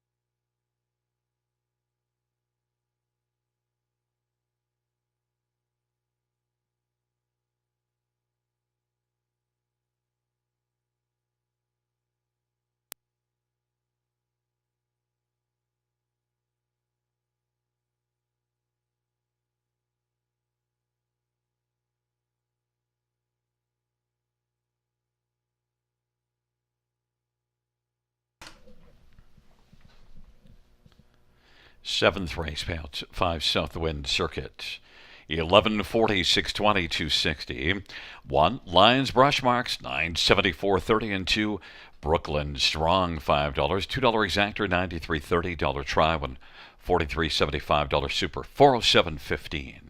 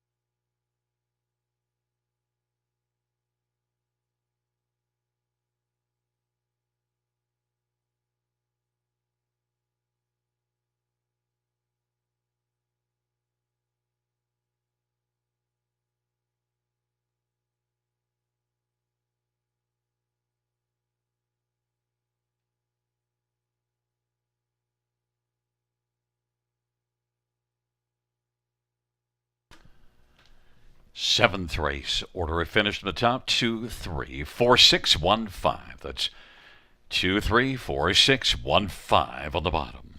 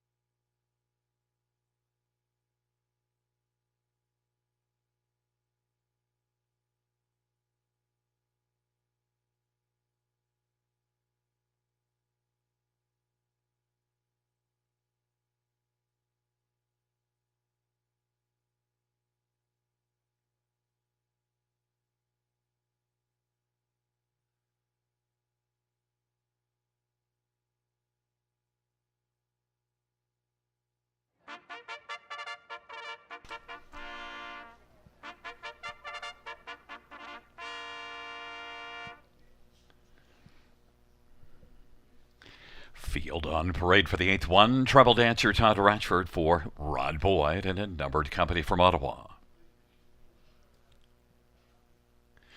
Number 2 is Dally Delight, semi-failure for J.C. Woodward and Arlene McIntyre. And number 3 is Land of Paradise, Lauren House for Scott McNiven and Bradley McNiven and Shirley Griffin and Tom Broadhurst. Number 4 is Anchor So Real, Garrett Rooney for Patrick Bissett. And 5 is Cabot Tower, Paul McKenzie for Ken Oliver and Milton Young.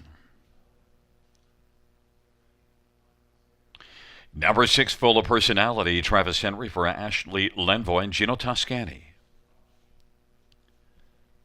Number 7, Snake Eyes Hanover Austin Sorry for Riley Simpson and Shen Go. 8 is Scratch. 9 is Rave Review, Jay Harris for Stephen Taylor and Brett Taylor. It's a field of 8. It's race number 8. Let's get a look at this field. And we'll start with number 7, Snake Eyes Hanover. Rob, we liked this one both before the night began, but since we saw Steady As We Go finish second to Snake Eyes Hanover last time out, win earlier this evening, we got to like this one even more. Yeah, what, Gary, it's interesting. Snake Eyes Hanover is one that I already liked in here, and just thought that tremendous last time, and now you get that form reference Steady As We Go.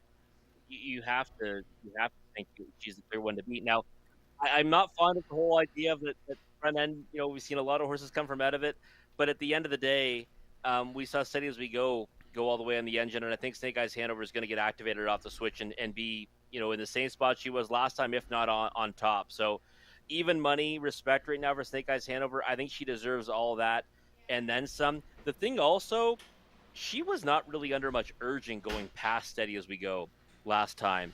So I thought it was pretty strong and pretty easy for this one. And again, 6-5, I don't think, really as far as stretch from where she should end up. And a mile of 53 and 2, and I know that you say don't put too much stock into times, but you got to put some stock into it. And also, boy, Snake Eyes Hanover 26 and 3 opening quarter. The start before it, Sarnia blasted off the gate. But Snake Eyes Hanover, you do see this one racing at Sarnia from off the pace and being effective, so it's not as if that she's just one-dimensional. No, she's not, and she's one too. Like we just saw what Austin Story did in the last race, right? Getting away, sitting, and then coming first up when some clearance presented itself. I don't think he'd be that patient with this one because of the fact that she was so good last time and she's on a regular rotation.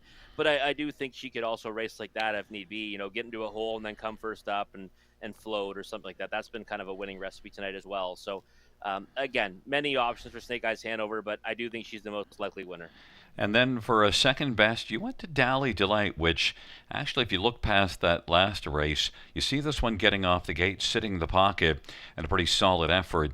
And actually, 3 consecutive races where this one was able to leave reasonably well and get well positioned, and does come in now with 4 consecutive races, either a top 3 or a 4th beat in a length and a half. So Dally Delight, I can see where you're going. You get Sammy Filia as well, who's been on a nice roll of late.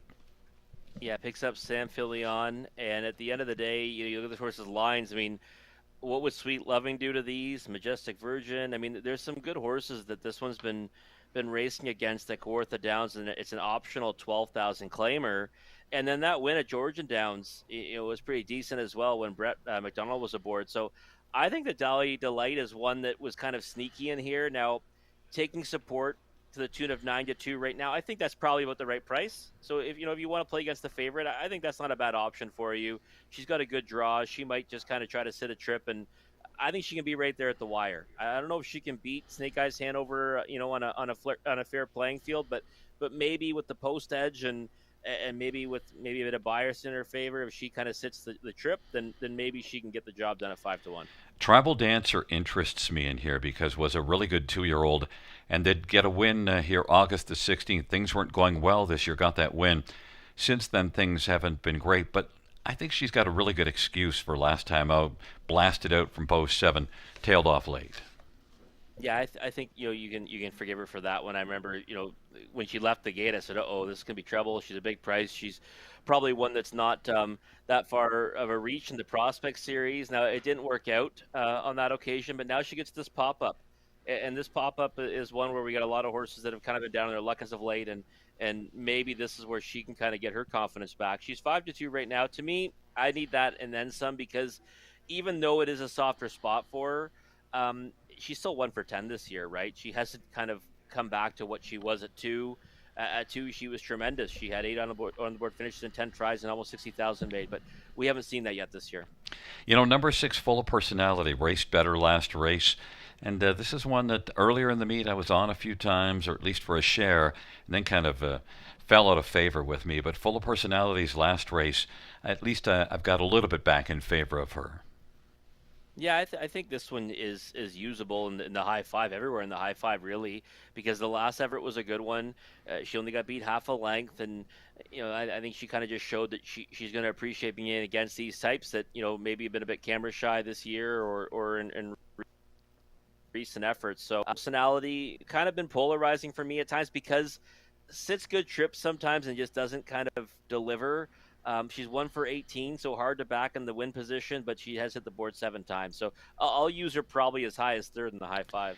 And just for the bottom of that high five, Cabot Tower, that was reasonable effort last race, 4th.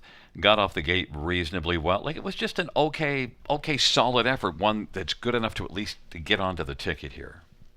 Yeah, I think you can't ignore her in the high five. And the thing is too is that she picks up a lot of pieces, right? She's only got 6 on the board finishes and 31 tries, but she's picked up shares in many of those efforts. And again, I think you hit the nail on the head. It wasn't a poor effort last time, and if she just comes back to that, she should be in the mix. Well, in some of those races, looking further down the page, she was in against tougher, in with Duchesne and others like that Miss Quicksand.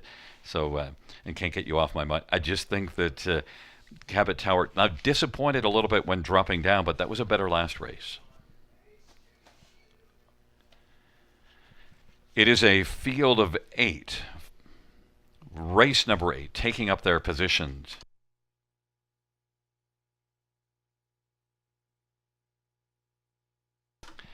Field for the 8th race.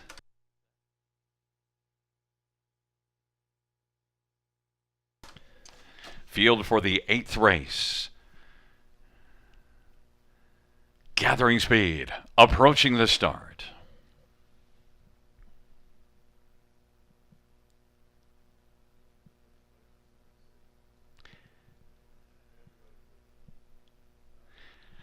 They're at the start, and they're off, and Full of Personality is going to blast out in Full of Personality, is full of pace, and Snake Eyes Hanover is rolling, and Tribal Dancer on the inside, Dally Delight and Cabot Tower, Land of Paradise, and Anchor So Real, and Rave Review is way back, trailing the field. Now Snake Eyes Hanover wants to come on and roll on up and take over. Snake Eyes Hanover 7-5 on the board, leads Full of Personality, who's filling the pocket. Tribal Dancer is on the inside and is racing third, and now reclaiming the lead. Full of Personality popped back out and wants to reclaim the front over Snake Eyes Hanover. It is Full of Personality. Snake Eyes Hanover, who's racing position second. Then Tribal Dancer, and up and working on the outside now. There is Dally Delight, who's not dilly-dallying around, is moving up first over, and is up to third. Tribal Dancer's racing fourth. Cabot Tower into the race now on the outside fifth. Land of Paradise is sixth. Anchor Surreal is seventh, and Rave Review has a lot of work to do. Full of Personality at 10-1. Snake Eyes Hanover came back out now. Full of Personality, Snake Eyes Hanover, Tribal Dancer, and Dally Delight. They got to the half in 56 and 2 off at 26 and 4 opening quarter, and they race by 3/4. It's Full of Personality. And Snake Eyes Hanover, Full of Personality, is full of a challenger, and Snake Eyes Hanover is those two duel. And from the backfield now, Anchor So Real is starting to come. And also moving up is Dally Delight and Trouble Dancers on the inside. Snake Eyes Hanover, Full of Personality on down the stretch. Where they come. Snake Eyes Hanover, Full of Personality, charging late is Anchor So Real as they come on to the finish. It is Snake Eyes head over to win. Dally Delight was second.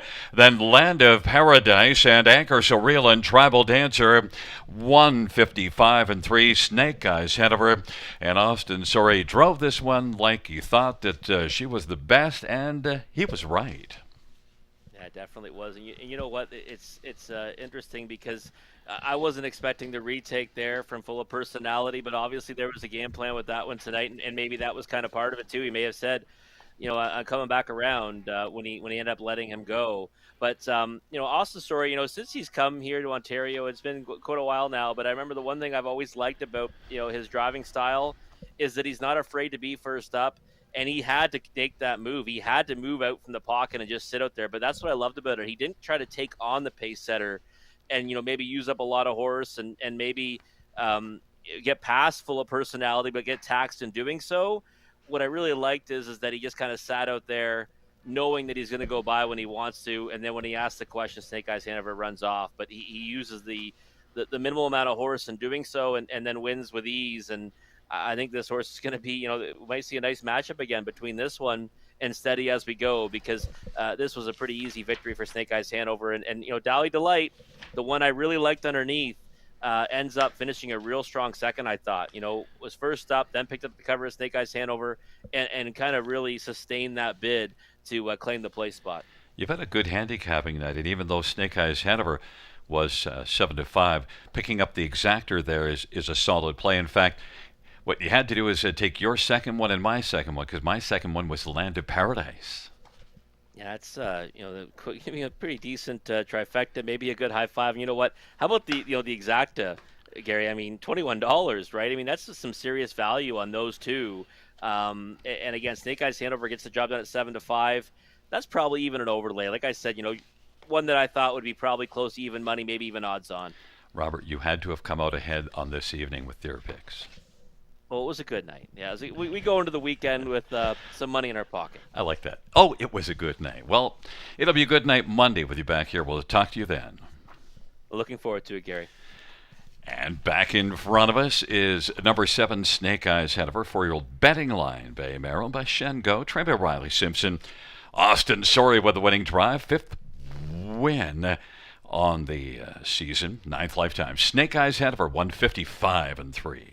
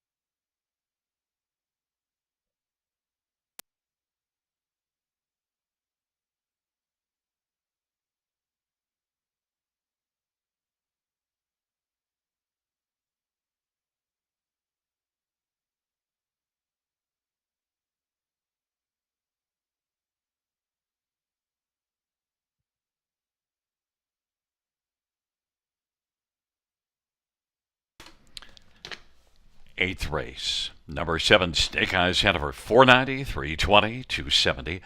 2 Dally Delight, 490, 310, 3 Land of Paradise, 380. $2 exactor, 20.50. Dollar try, $37. Double to 5 and 7, 42.30.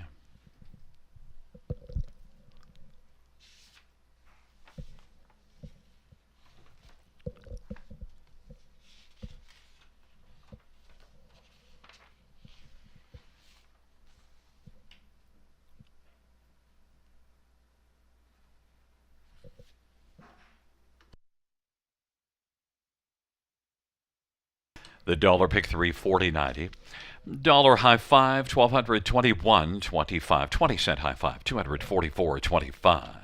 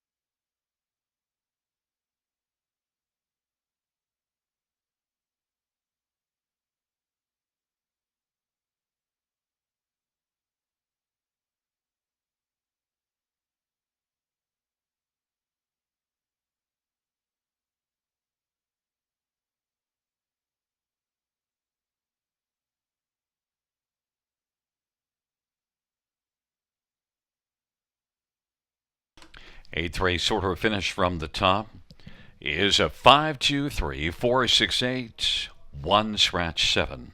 That is 5-2-3-4-6-8-1 scratch 7 on the bottom. Well, fans, that concludes the live harness racing program for this Friday evening. Action resumes on Monday. First race will go to post at 6:30 p.m. Buenas noches, amigos. Good night, everybody. Good night, Josie Bean.